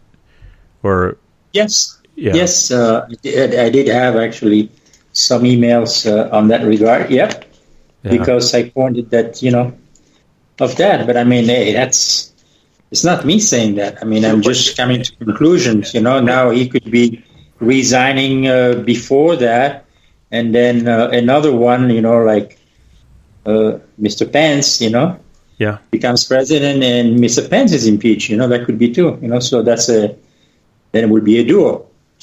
Yeah, who knows? It's who knows? Yeah, it's you look at the naysayers and say, look, it's not me. Here's the math. Right, here's the code. Go off and see what you want to think. It is what it is. I can't change the numbers.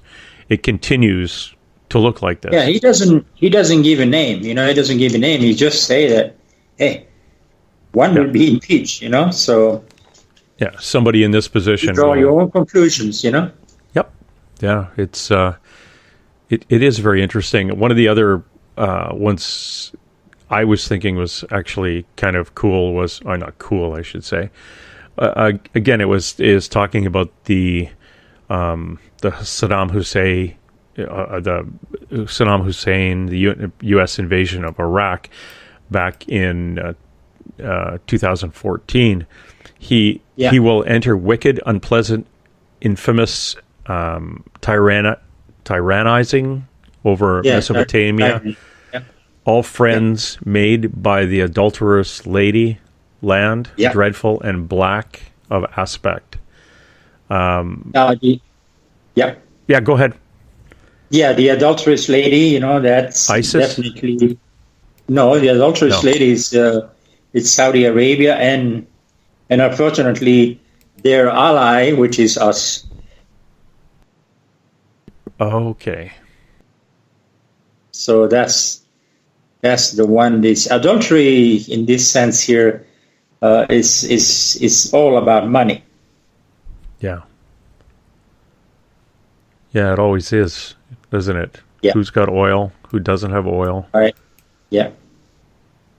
And then, indeed, since the beginning of that Iraq conflict, even when that began, it actually began in 1990 on the first invasion.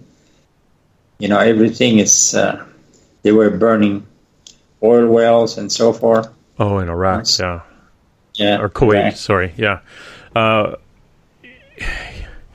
What are some of the positive ones? Do you know? Or you have any offhand?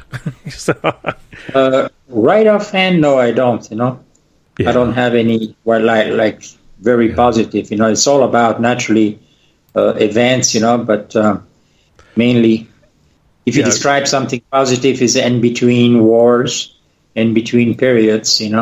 But it's very general. There is nothing like. Anything. With the health of the earth itself?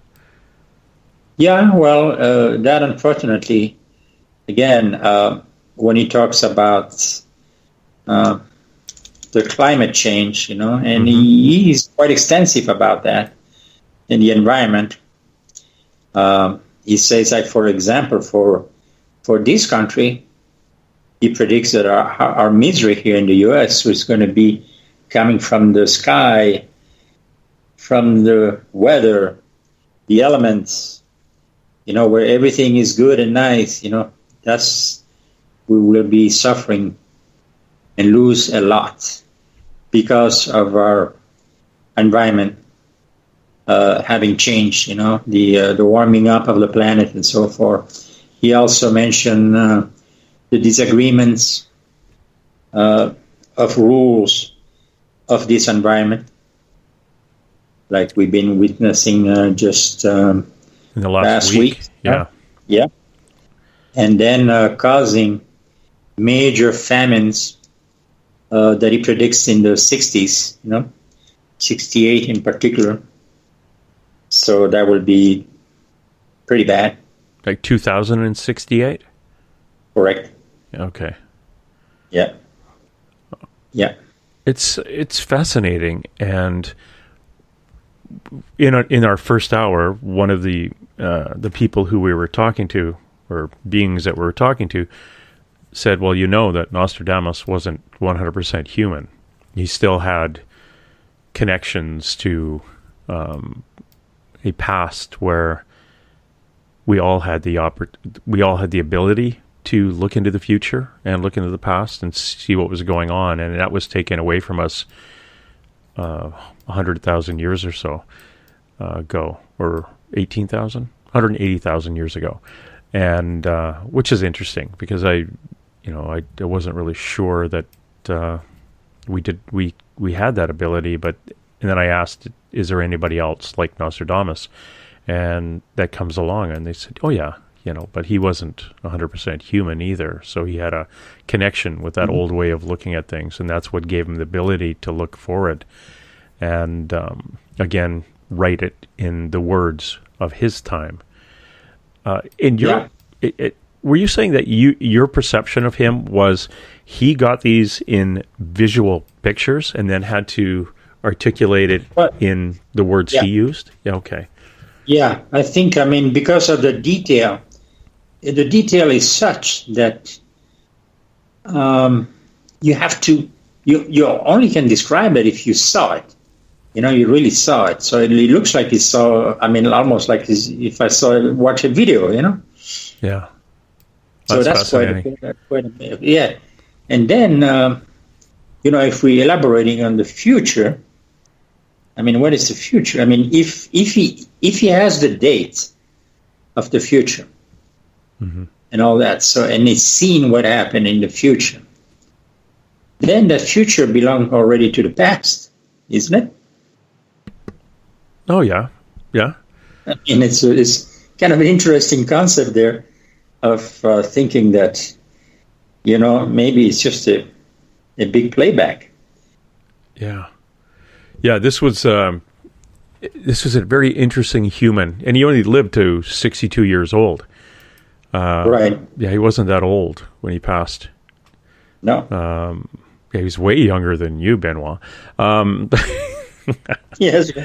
Okay, maybe not that much younger, but yeah, that's not. I bet he didn't see that coming. No, he saw his death coming. Really? Yeah. Oh yeah, he saw his death coming, and he had one of the quatrains there, prophecies that he had. So his death coming, and also mention the amount of his fortune that he will leave as an inheritance, with the exact amount. Okay, that's crazy. To the penny. Yeah, which is, when you decode that, then you find the amount. He doesn't say it, but when you decode, then you find the amount, because I researched and find out that was, the amount of, to be exact, if I remember right, is 3,334 crowns, gold crowns at that time, which were very valuable, Mm-hmm. Oh, he was a physician too, wasn't he? So he wasn't a pauper at all. Yeah. And I guess if you're giving prophecies to the king too, or queen, that would probably keep you in gold a little bit. That's right. They take care of you. Now, is it true that he actually prophesied or went back about the Noah's Ark? Or Noah's Ark? Or was I reading that wrong? No. That is probably wrong, because I don't remember seeing anything about the previous, mainly cover from 1555 on to. Gotcha. Yeah. Yeah, interesting. I must have got that, one of those urban myths that, not that you would prophesize about something that happened that far in the past. You don't prophesize about something that's in the past and say, hey, I knew that was going to happen, even though it happened in this book. You could mention that as a reference. Yeah, because you'd be right most of the time. If you're going to prophesize history. He prophesied the things, the falling of a king and the reigning of a queen and stepping in and things like that. More to do with the governmental changes in Europe too.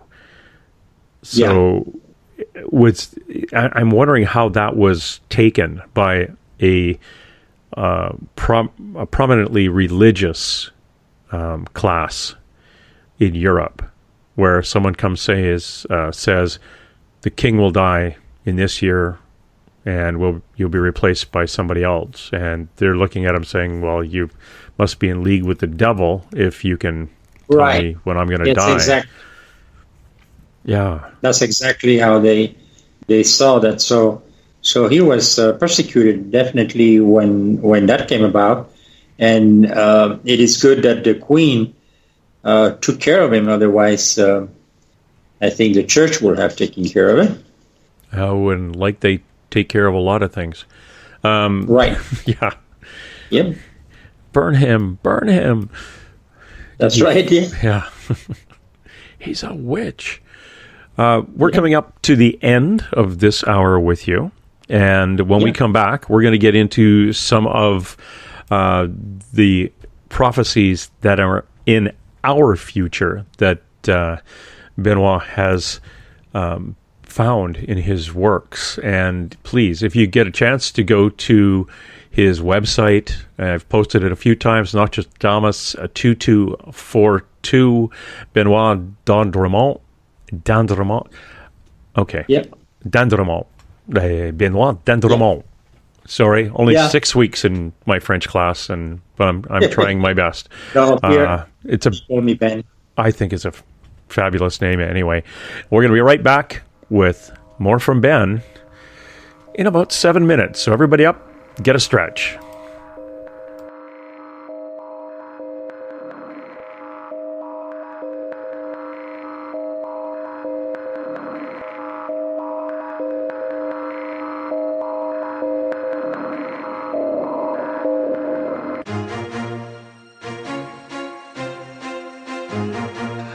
From coast to coast to coast, Blacklight Uncharted is taking on the paranormal across Canada. From ghostly hauntings to the UFOs flying above in conjunction with MUFON Canada, we're closely investigating what's going on in the northern skies and checking out the apparitions that walk among us. Check out our videos right here at spacedoutradio.com. We want to know your thoughts, we want to hear your experiences, and we want you to share your stories. The answers are out there, and we intend to find them. Would you like to become one of our space travelers? All you have to do is click on the Space Travelers icon at spacedoutradio.com.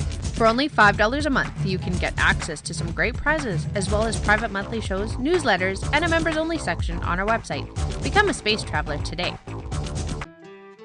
The third Monday of every month, Spaced Out Radio is going to bring you a different look at everything paranormal. Welcome to The Reporters. Jim Mallard, Vanessa Hogel, Denise Garcia, and Christina George join me, Dave Scott, for a look at the weird and strange from the other side of the microphone.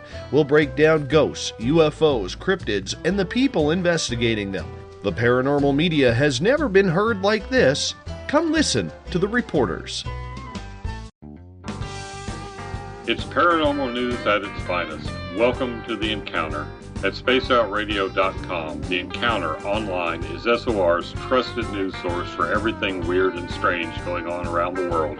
This is news editor Eric Markham. Our team of journalists are scouring the planet for those strange stories that rarely make the mainstream. No fear-mongering or fake news here. Head over to spaceoutradio.com and encounter The Encounter.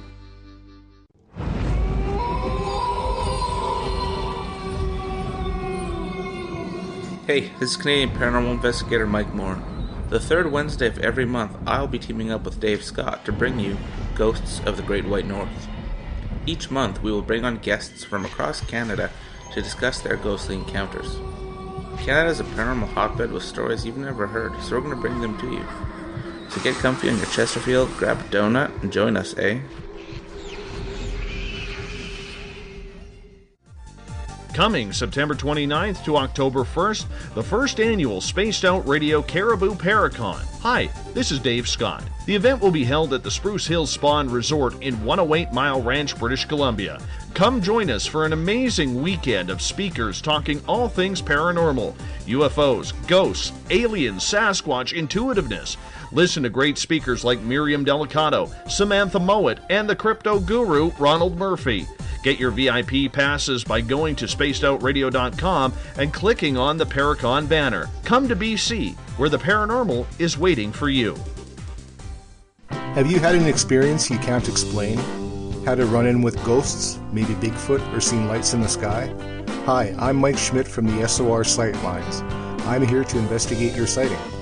Head to spacedoutradio.com and fill out a report on the Sightlines. All your information is 100% confidential, and I will help you figure out what you've been seeing. File your report, and let's find out the answers together. Visit purpleplates.com today. For over 40 years, the Purple Energy Plates have been delivering amazing results for their many customers. Inspired by the great genius Nikola Tesla, the harmony, healing, and energetic effects of the plates have proven over and over to be beneficial and often miraculous to thousands of customers. With their money-back guarantee and the many benefits, how can you afford not to get one? Check their site for daily specials and choose from their many energy products. You won't be sorry. Visit them today at purpleplates.com for mind, body, and spirit, and expect a miracle. Are you interested in advertising on Spaced Out Radio? Head to our website at spacedoutradio.com and click on our advertising tab. There, you will find an assortment of ways you can get your product out there with us, from radio commercials to banners and social media. Have a product you like our hosts to endorse? We can do that too. Visit spacedoutradio.com for more details. Have you got your Cosmic Passport? If you need one, tune in to Cosmic Passport on Spaced Out Weekend. This is Elizabeth Anglin, ET experiencer, spirit medium, and host of Cosmic Passport. Each weekend I'll be bringing you interviews and support from other paranormal experiencers, and the best in intuitive spiritual guidance from across the globe. It's all happening starting at 9 p.m. Pacific Time, midnight Eastern, on spacedoutradio.com. From British Columbia to Northern California, Pacific North Weird has Cascadia covered. Check out our feature videos at spacedoutradio.com, where I, Vincent Zunza, and my super sleuth partner Alexandra Sullivan track down the weird and strange stories from around the Pacific Northwest. From Bigfoot to Mel's Hole and everything in between. This is what makes life exciting. So why report the normal when we can report the Pacific North Weird right here at spacedoutradio.com. Oh, there's only one way to rock. loud and proud.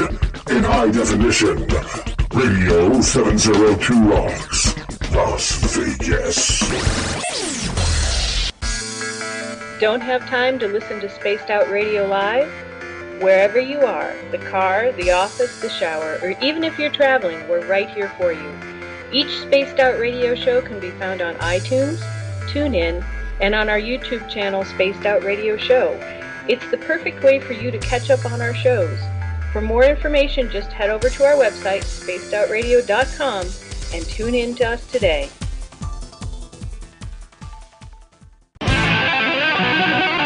Tonight's edition of Spaced Out Weekend is brought to you by spacedoutradio.com, where you can now sign up to become a Space Traveler member. Now, for the final time tonight, here's Spaced Out Weekend's James Tyson. Welcome back, everybody, to Spaced Out Weekend.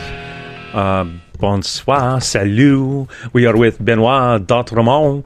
He is the author of Nostradamus 2242 Judgment Day, and you can find that at his you get an ebook at his website, Nostradamus2242.com.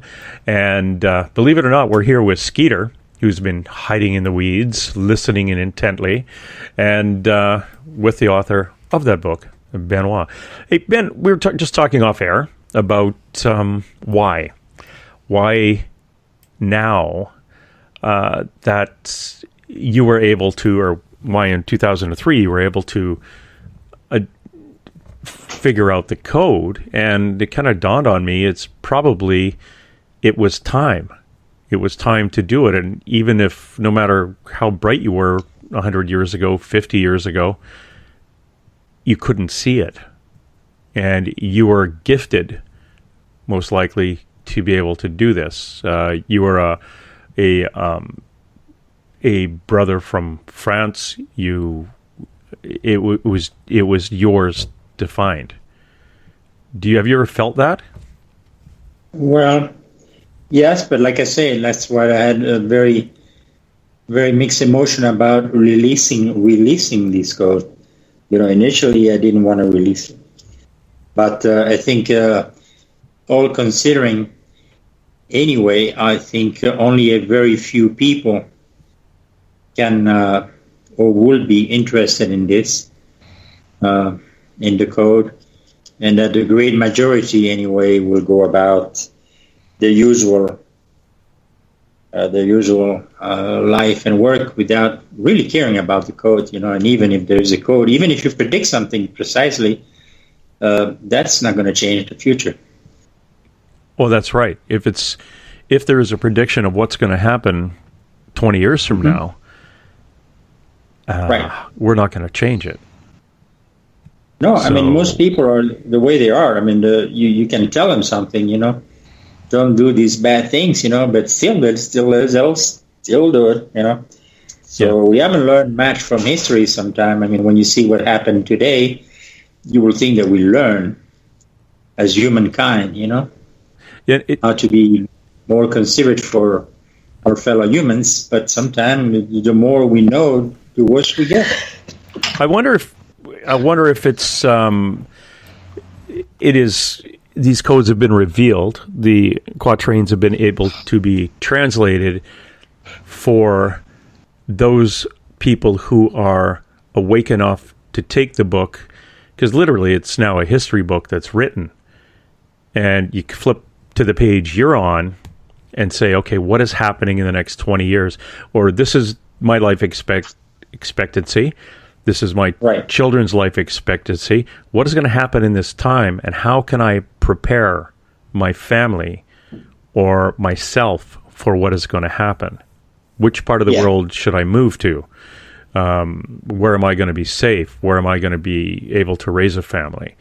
And it may be your book is there for those people and the ones that will be gifted a chance to live on. Yes, indeed. I believe in that. And I think, if you will understand that there is some hot spot where you don't want to be. Oh, sometimes I'll flip on the TV and just sitting in front of the TV is the only place I want to be. I don't want to go outside. Skeeter, do you have a question or anything? Well, sorry, just lost my train of thought. Completely. I find it fascinating how Nostradamus was able to get all these dates, and I'm curious, how are things playing out in the future based on the codes that you've done? Yeah, on the future here, I have a bunch of prophecies that, talk about the future here for the next 235 years. But you're talking about the immediate ones. I do have some dates that come up on those prophecies. So, and based on the turn of events right now, I can very well see that happening exactly the way that he's predicting. Could you give us an example of a couple of those? Yeah, like for example, the Muslim invasion of Southern Europe and France in particular, and Italy, and then you see the progress already for quite many years. I've been watching that, and when you see a country like France that has 10% in France is Muslim, and they don't quite. Sometimes they are not accepted that easy by the French people, and so it could create a turmoil. It does create turmoils. They talk specifically about like Marseille, which is a major south of France seaport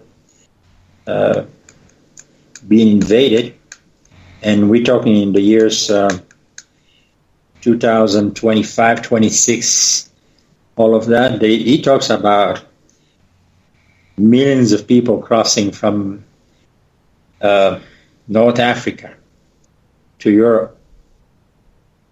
So that's what is coming for France. They would not go past Lyon, and so they would not get to Paris, but they will dominate that southern France part of it for quite many years. Okay.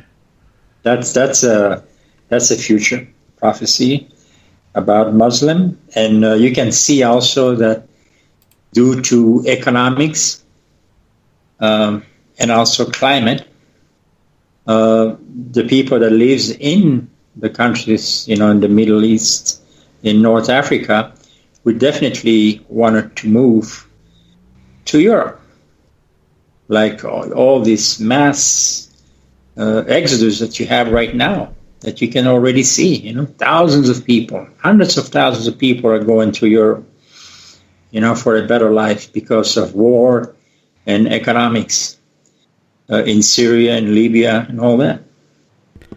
Yeah, so and I think with the that is weather, already in motion. I think with the weather change too. Yeah, and the weather changes, and the oil business. We'll say, okay, Saudi Arabia and all that, all these people, Iran, they have large oil reserves, but they are not that large. By 2030 to 50, those reserves are depleted. So what are they going to do after? Yeah.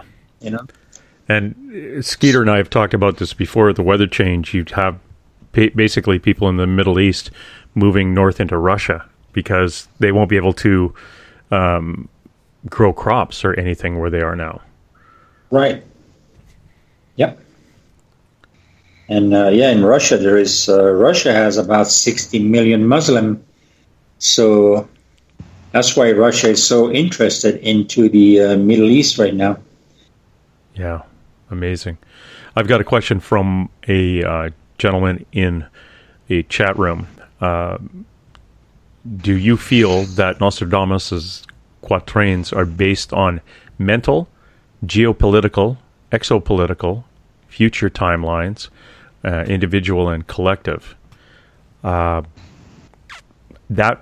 I'm guessing, is a question you might not be able to answer, but What do you think his quatrains are based on? Like, how did he actually come to this? Was he what we call scrying, where you stare into something and then you get the vision?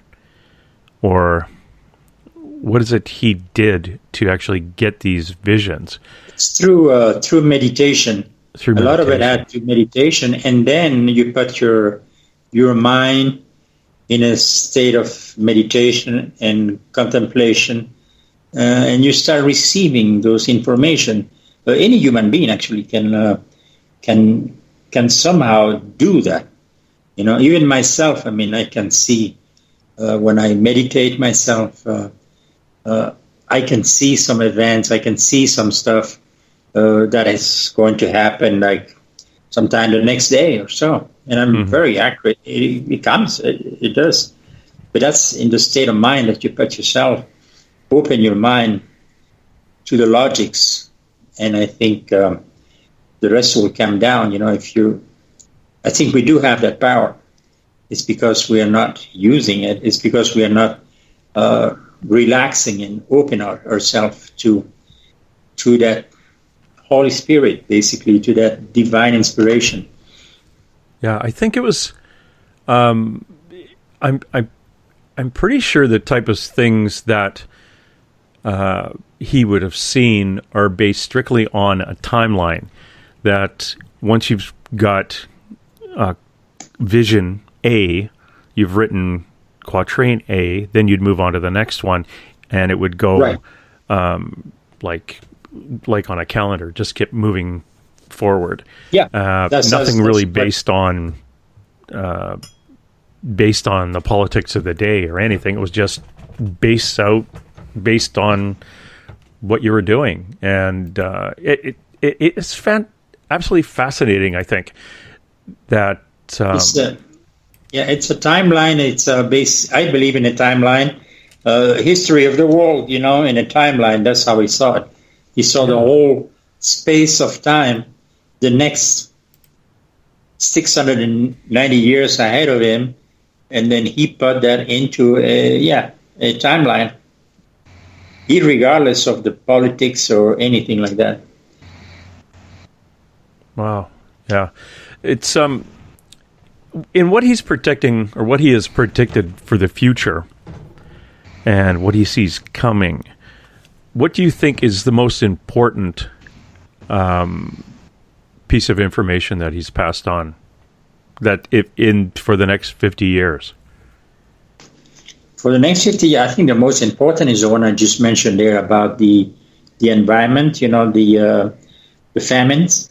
Yeah. He's pretty adamant about that. And also about all the climate change, especially in the United States. You know, being a wide open plains, and we can see that already. I mean, natural disasters are more and more, you know, so severe weather. That's right. It's going to cost us dearly. Yeah, dearly, you know, in matter of economics. So that will be our ruin. Yeah, and floods and so that's one of the major one. The second one is the Muslim uprising. The Muslim uprising is definitely on the agenda with Nostradamus, where the Muslim will basically assert themselves and take over some of, like I said, in the European basin there, and all the Middle East, you know, pretty much trying to revive the old Ottoman Empire, you know, that basically reigned over the Mediterranean for 800 years, you know.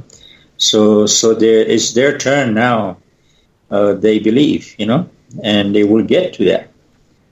And I think that's something that is eminent.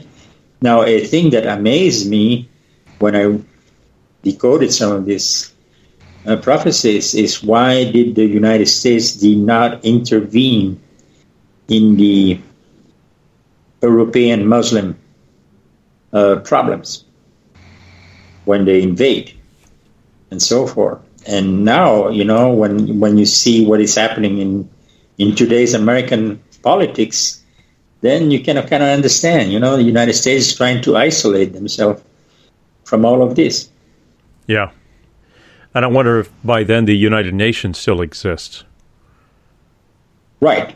So we were under treaty that if somebody invades France, Britain would step in. And if Britain went to war, then Canada would go to war. Right. If we had the capability at the time. Like, what if our own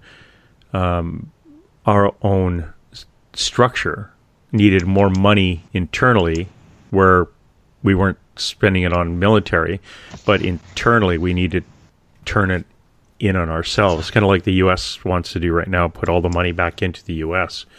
and not worry about what's out the other side of the fence. It's, keeping the money in the country as opposed to giving it out. And who knows, with the weather change, we may be fighting our own ways of putting this together. What do you think, Skeeter? Exactly. Yep. Yeah. Yeah, I believe that we will have enough trouble at home that we could not afford to just go and defend Europe like we used to do before. Yeah. It was, I know even in the Second World War, it was 3 years before the U.S. got involved. And right. So, officially involved, there was a lot of, I know there was a lot of pilots and a lot of air crews came from the U.S. and volunteered in 1938, but it was after Pearl Harbor that the poop hit the fan, and they got involved. It's one of those things you can't count on, and we're hearing this now from Angela Merkel, is you cannot count on everybody, your neighbor, to help you anymore. Right. And it's unfortunate because sometimes it's all we have as neighbors. And when our new neighbors decide to come into our neighborhood and take everything, then you're kind of thinking, wish I had somebody else I could go to. That's right. Skeeter, do you have anything else, or you want to add anything? No, I'm just having fun following along because Nostradamus has always fascinated me, and seeing how it's played out politically, just different theories that I have going through my head about how he got the information, and listening to Benoit explain how the code works and how he's been able to line everything up. It's just amazing to me. I mean, for those of us who do get glimpses, Nostradamus is what you want to hold yourself to. Do you get now Benoit, Skeeter is an amazing psychic and can connect with the other side very, very easily. And also gets glimpses of the future. But she is held, she follows under some rules. She's not allowed to say dates. She sees an event, she sees a time, but she's only given this information if she doesn't articulate the date. Where Nostradamus, as now through you, is permitted to have these dates. And if you wouldn't mind, I'm going to ask Skeeter if do you know if Benoit would have been related somehow to Nostradamus? Skeeter? Would Benoit been related to Nostradamus? Yes. Okay. The mother's side or father's side? Father's side. Okay. Have you ever looked into that, Benoit? Yes, indeed. I mean, truthfully, to correct all things, I am from Belgium, okay? Okay. The French part of Belgium. Yep. But, my mother, indeed, her family is from, from France, related to France, very much so. Where on my father's side, it's more close to Germany. All right. When did Nostradamus die? Approximately when did that happen? Do we know? When did he die? What year? When did he die? Yeah. When did he die? That was in 1568. 1568. Okay. So. Or 66. Sorry, 1566. So, so 400 or 500 years ago. Yeah, I'm sure that your father's side of the family may have. There's a lot of time for them to get into France. Yeah, they could have been. I mean, they were all blue bloods, so. Yeah. So I'm pretty sure they were well-to-do enough to go all around. So. I myself, even being in before I did all this, I spent some vacation right where Nostradamus used to live. In Aix-en-Provence. Okay. And when you were there, how did you feel? Oh, I was not into Nostradamus at that point. Okay. Yeah. So that's the feeling. Yeah. But I heard about Nostradamus when I was 10 years old. Yeah. And so I always kept him in my mind, more or less, but never really got into it until 2003. What do you feel? Do you feel anything else connected, Benoit, to Nostradamus, Skeeter? No. No, that was just it?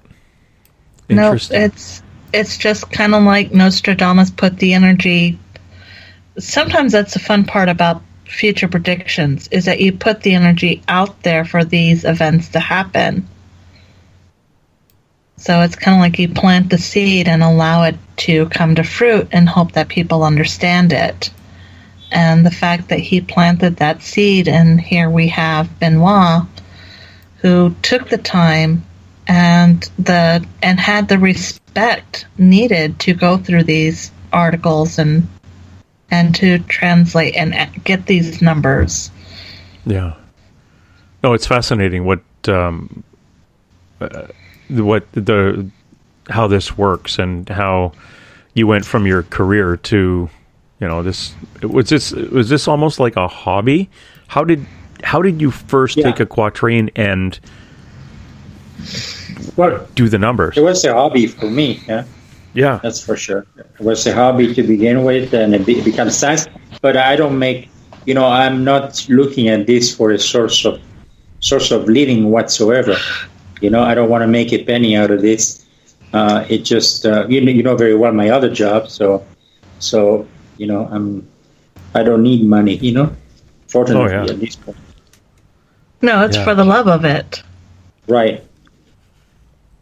Yeah, it's good, and it's one of the things that I really appreciate too is that you've put it in a book form, so other people can actually grab this and move on with their lives, and you can have it to kind of I was going to say you can have it so you can kind of pick it up and say, okay, let's see what's going to happen in the next little while, and we'll see if we're going to go on that vacation to China, and we'll move on. So did you find the book was received skeptically when it first came out? No, I never got any comments on that. I never really pushed it either. Yeah. Like I said, it started being people are starting buying it once the British media start commenting about ISIS and stuff like that. And like I say, I'm not pushing the book whatsoever. I'm not advertising. I'm not doing anything very special about it. And I think it will take probably another 30 years before people will really get to understand. And it's typical because you're going to have to pass away before people go, oh, look at that. There was this book by this guy a long time ago. That's right. There you are. Yeah. Which is fine, which is okay. And someone to come and decode your stuff. It always works that way. Everybody can continue. I mean, I wish somebody was continuing what I do, because there is much more to do in that regard. So Well, how many quatrains haven't you done? Like, how many are there to go? I would say that I have decoded the great majority of it, but to really put it in a book format, I still have a lot of work to do. If I had to put every one of them in a book format, that will take me weeks, couple of years. Yeah. Well, that's what you get a bunch of students and you give them the code and send them off. It's the translation part that's important. Requires a lot of history research, definitely. Oh, yeah. And I would say that, most of these prophecies have already happened. Yeah. So it's the future ones. Have you got most of the future ones done? Yeah, the main ones that I could see that are of interest, of major interest. An instance is, for example, the Pope having to leave Rome in 2030. So, leaving the Vatican. Would that be because of the Muslim? Country, because he's no longer sustainable there. This is 2030. This is the next 13 years. Yeah. Interesting. Where would he go, I wonder? Well, he'll be relocated somewhere else. Brazil. But I think he will be, if anything, I believe he'll be likely in the Americas. Yeah, that's where the majority of the Catholic Church is now. South America, anyway. Christians, yeah, or Skeeter, anything from you? Well, I'm just curious because one of the things that I keep hearing is, there's a lot of political referencing here, and there, historically speaking, there's a lot to back up what has been translated and compared and matches a lot of the predictions that he planned that would have been future and now past. But it almost sounds like there's some biases in there. Do you think that he allowed himself to be kind of persuaded by what he saw and his current history, what he saw playing out before him and what was coming as he played out? No, I think in the matter of interpreting his prophecy, Nostradamus has let know and written in several places that he's very upset about the way people will interpret his prophecies. He says that so many will take it and interpret it wrong, or and they would not be able to make any sense of it, and that in general, it will be done by a lot of people that pretend to be scholars, that pretend to be astrologers and all that. So he's very, very madly against that kind of people that just take and adapt Nostradamus to any sauce or anything that is convenient for the times, because every scholar so far, the only time they bring a prophecy on an event is when it already happened. Yeah. I never heard somebody, a scholar, saying, "Oh, okay, this is what Nostradamus predicted for next year." I haven't heard that one because they don't know. They just, it's whatever guess they have, whatever interpretation, whatever feeling, whatever it looks like. He seems to say. On top of that, they translate that in some sort of English that fits the profile of what they want the prophecy to say, that is convenient to whatever they see. So that makes sense. So it's very bad in that sense. There's a lot of wrong done in matter of that.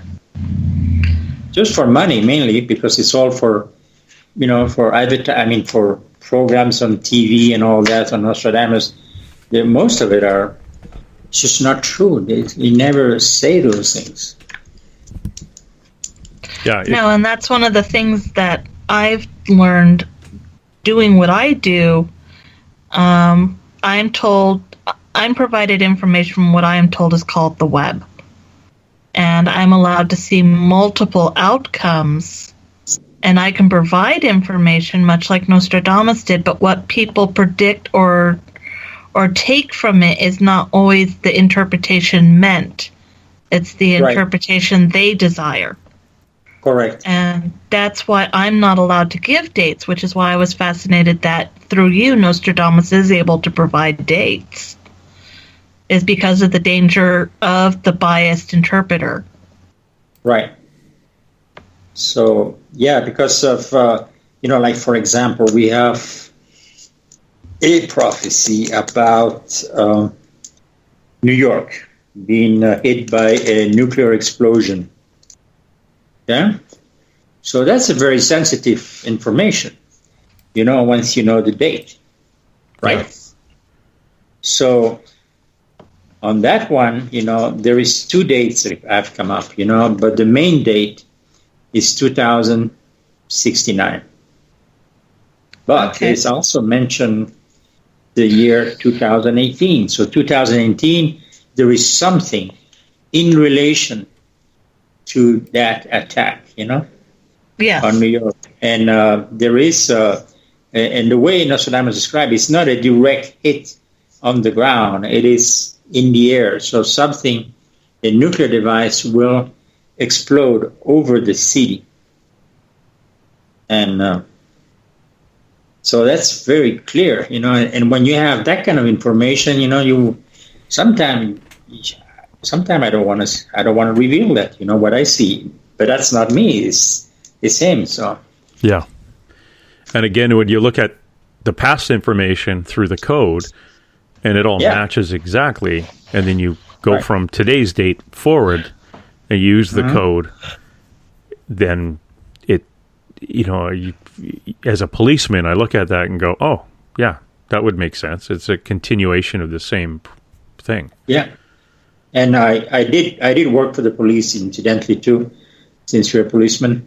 Mm-hmm. I did work for Las Vegas Metropolitan Police as an interpreter. Oh, cool. Yeah.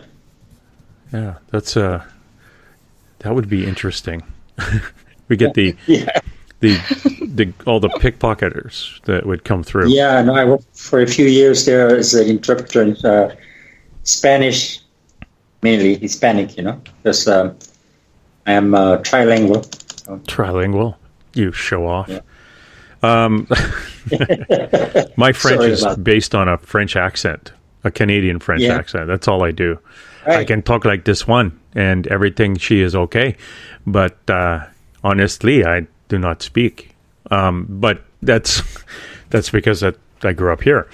And if you were to say, and not to make a slight of this conversation anymore, but the a nuclear attack on a city of 10 to 13 million people, right? We're looking at the 9/11 and the people who died in that. We're looking at even if it's a dirty bomb, which most likely it would be, going off in an aircraft, that is going to cause some death and a alternate ramification against whoever did this. Right. So again, last time it could have it may lead into another war. Go ahead, Skeeter. Well, one of the things that I would like to think is normally when I'm given future advice and I'm actually given dates and details and I'm allowed to share it, it's usually in hopes of re-diverting the future. That maybe if we're aware of those dates and the possibilities, that we open our eyes and are more aware of what's going on. But as Benoit has pointed out, we don't even pay attention to history.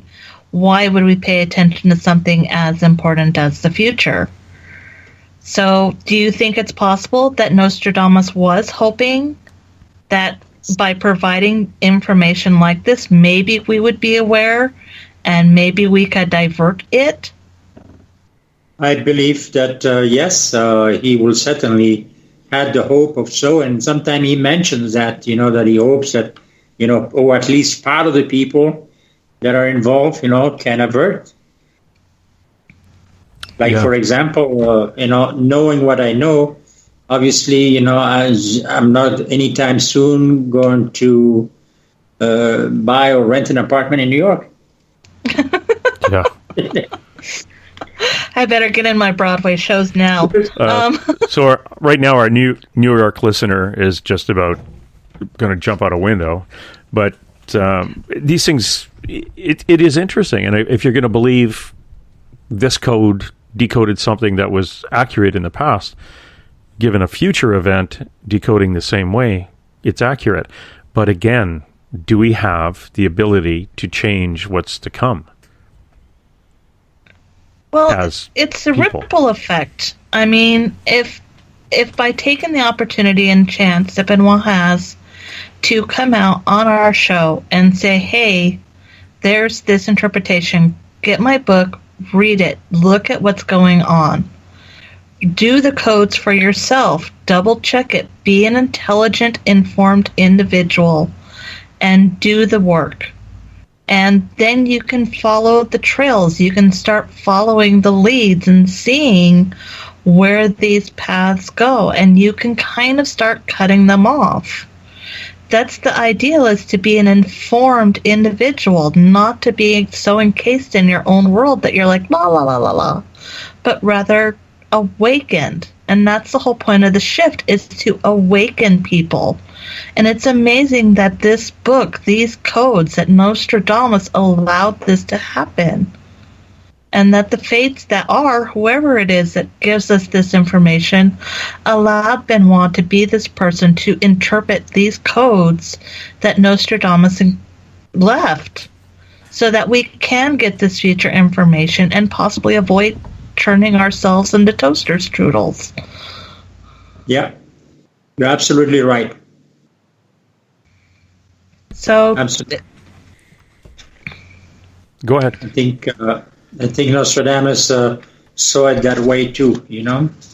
He see it exactly that way.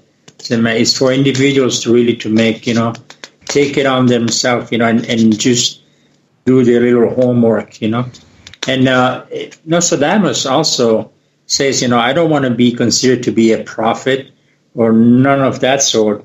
He says also that it is possible that he may have made errors in his calculations.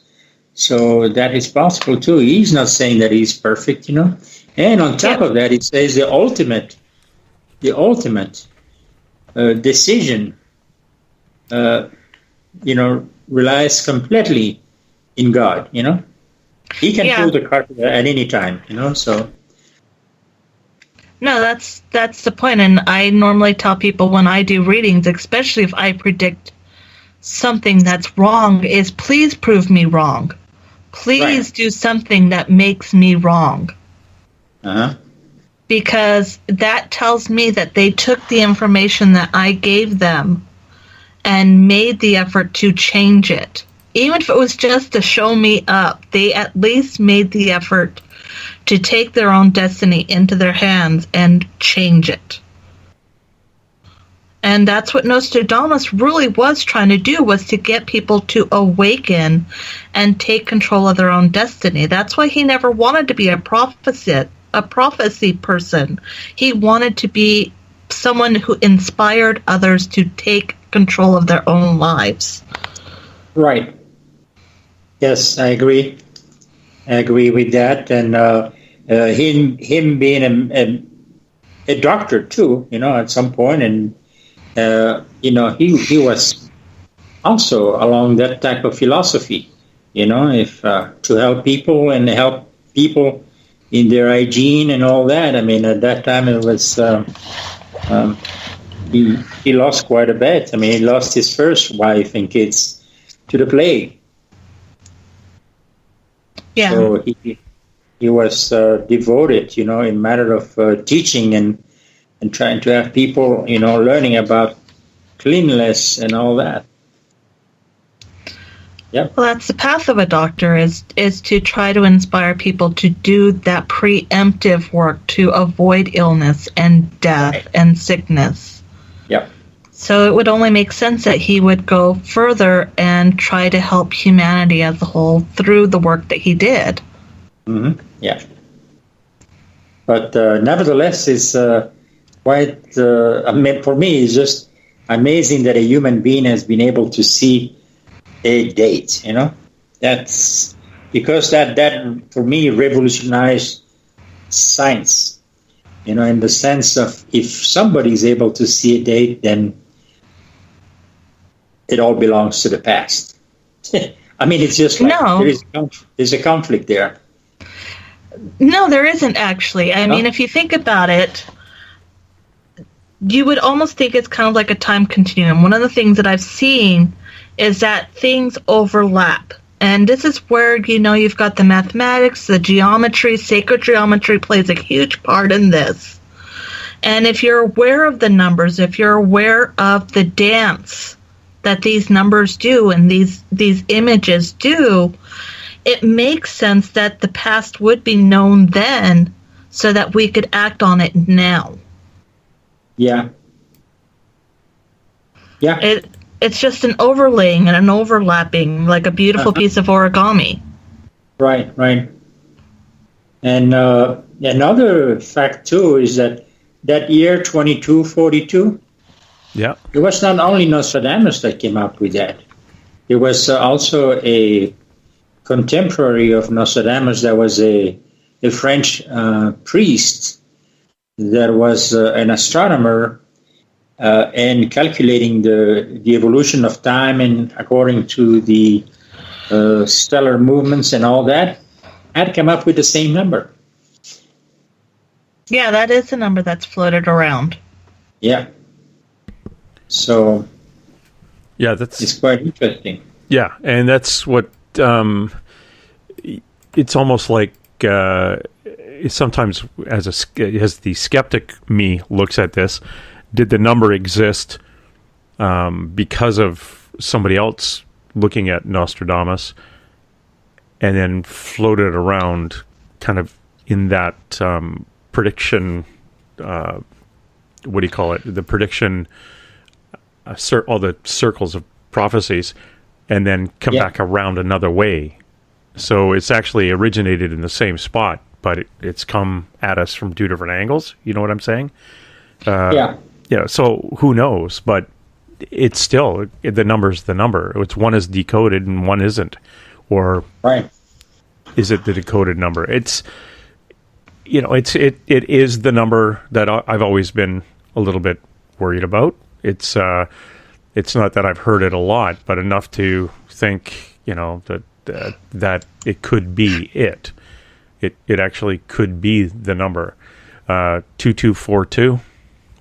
Right. Why not? It's a numerologist could look at it and say, "Oh, it's a fuzzy little peaceful number," or is it the number that is going to tell us if we're going to be cleansed, if this planet is going to have a scrub brush taken to it, buffed, cleansed, a lot of the broken, dirty stuff off, and polished up and set up for the next few thousand years. This planet needs a good enema, and it needs a cleansing. That's right. Yeah, absolutely. Yeah. And then the things that amaze me is that we don't learn. We don't learn through history and all that. And we keep repeating the same bad stuff sometimes. It's just like, I don't know. It just amazes me that we repeat the same mistakes. Every generation thinks they have it right. So they move forward with their ideas, not appreciating the past generation's ideas. I'm going to do better. I'm going to break the cycle. I'm going to do it my way. And in doing so, they accidentally repeat the cycle because they didn't take the time to really examine the old cycle. Yeah. And it's only when the only really big changes in history that you see are when people are forced to face our situation and revert back to past information. Uh-huh. So we are what we are, and it's sad because our history, if we just would look at it, would help us avoid so many things that are going on right now. Right. Yeah. Yeah. Absolutely. Man. That's... I don't know. That's how I resolve my problems, is with history.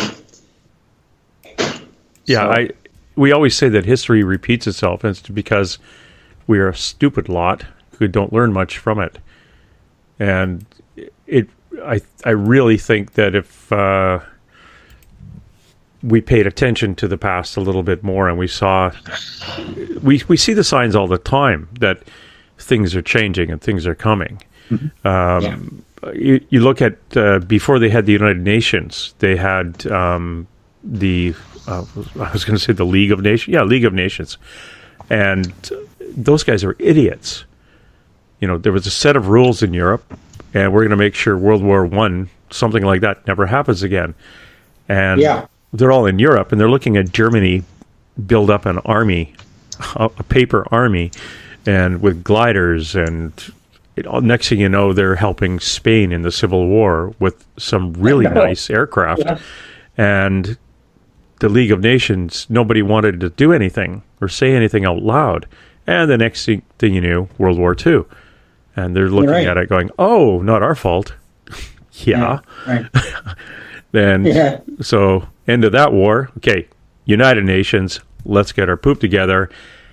And, you know, baby steps for the last 80 years. But sort of trying their best with what they had to work with.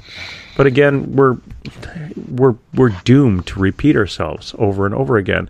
Are these the lessons we're supposed to be learning in this life? And we're not learning them in our past lives, and we have to keep doing them over and over again? It's crazy. That's it. I'm getting off this planet. This is... Well, why do you think higher beings are finally interacting on our behalf? Because we can't get it by ourselves. I mean, it's a very hard lesson to take in. I mean, we don't want to be wrong. We don't want things to not be the way we want them to be. We're very ego-driven. That's why we don't allow ourselves to see things in other lights, much less even go back and examine a past that would have warned us of the future. Because that would be admitting that we made a mistake, and that is not allowable. And that makes sense as to why we're not allowed to give dates. I think it's amazing that Benoit took the time to do this, to provide us with these dates that Nostradamus provided us with through the code, and to hopefully give us a chance to not only look at what's coming future-wise, but at the things that Nostradamus predicted correctly past-wise, so that we understand this isn't just a man who got lucky on a couple of guesses. This is a man who actually took the time to really go into detail about what he saw, what he was seeing, what was going on, what was coming, and made sure that it couldn't be tampered with to the best of his ability. And he understood that humans are humans, and he even, like me and Benoit talked about earlier, about us interpreting things to our own like. He worked so hard to try to make sure that we didn't discolor or dishonor his work. But yet we've still managed to do it. And if we weren't so egotistical, we could really appreciate what Nostradamus did and use what he still gave us for future to avoid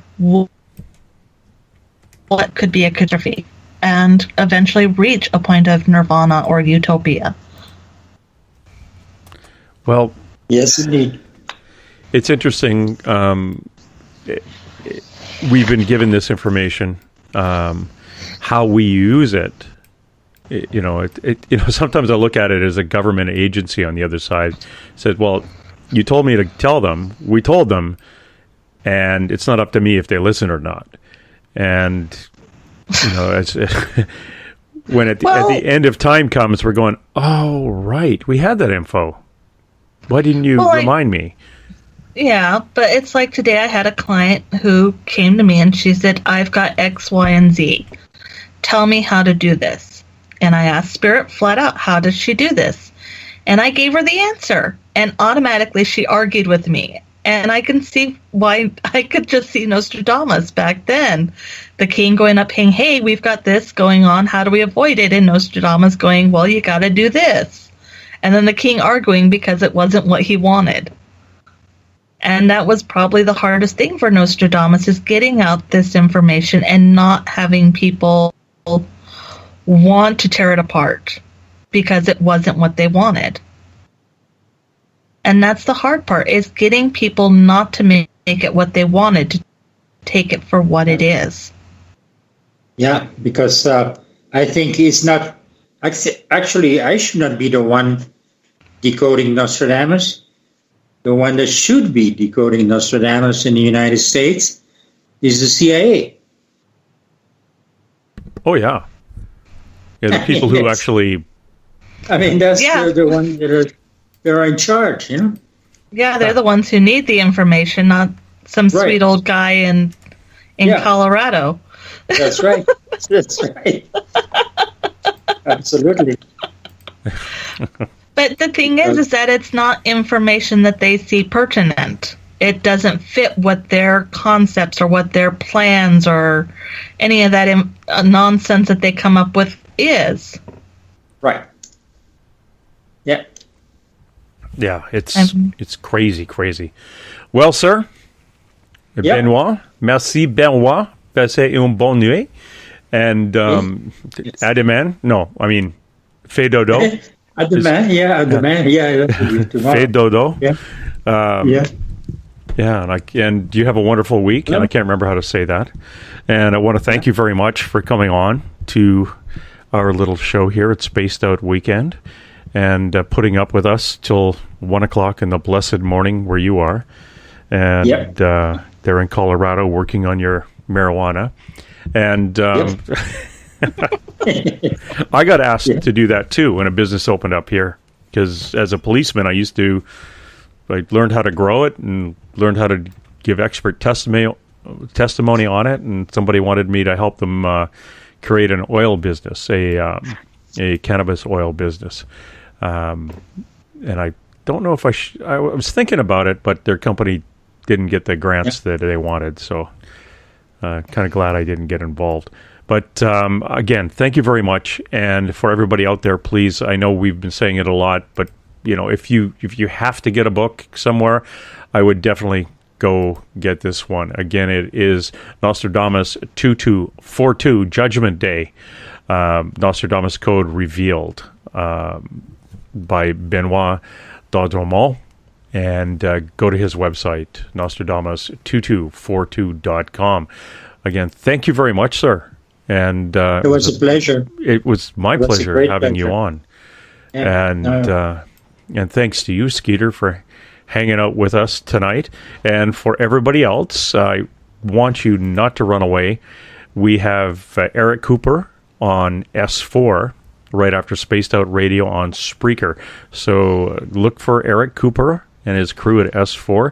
They're talking about CERN tonight. SCERN. I'm guessing they're going to go and knock off some they're talking about colliders and hadron colliders, and basically the people who control our future in energy. So what are they going to be up to? Again, that's Eric Cooper, S4, and his crew on Spreaker coming up at midnight. Tomorrow, you'll welcome back Dave Scott on Spaced Out Radio with his cast of characters, and we will be back with Skeeter next Sunday for Two Mediums and a Large. And again, I want to thank everybody out there for staying up and being with us tonight. Again, thank you, Benoit. And I'm going to be downloading your book and finding out what's going on and when and where I should be buying and selling real estate. So you're welcome. Okay. You're welcome. Thank you all. Merci, Benoit. Merci, Benoit. Merci aussi. Allez, man. Okay. Okay, have a good one. Fais dodo. Yeah. And again, thank you, everybody, for tuning in this weekend. It was a hard one yesterday with Skeeter and I. Actually, Skeeter, really hard, passing or crossing over some people from a horrible, horrible murder site here in Western Canada, a site of a serial killing. And that's just hard for me, too. And I want everybody out there, look around each other, but, just keep an open mind.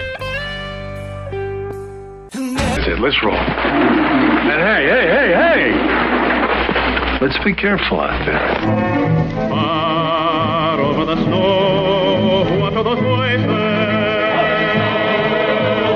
They sing as they go, what are those voices? Look up for the mountain.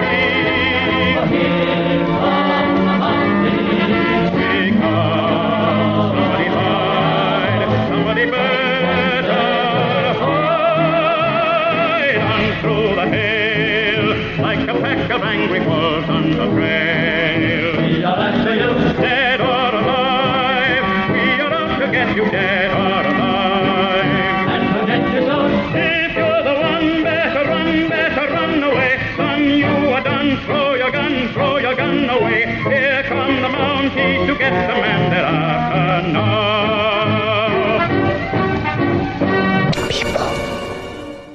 I'm sorry, Dave.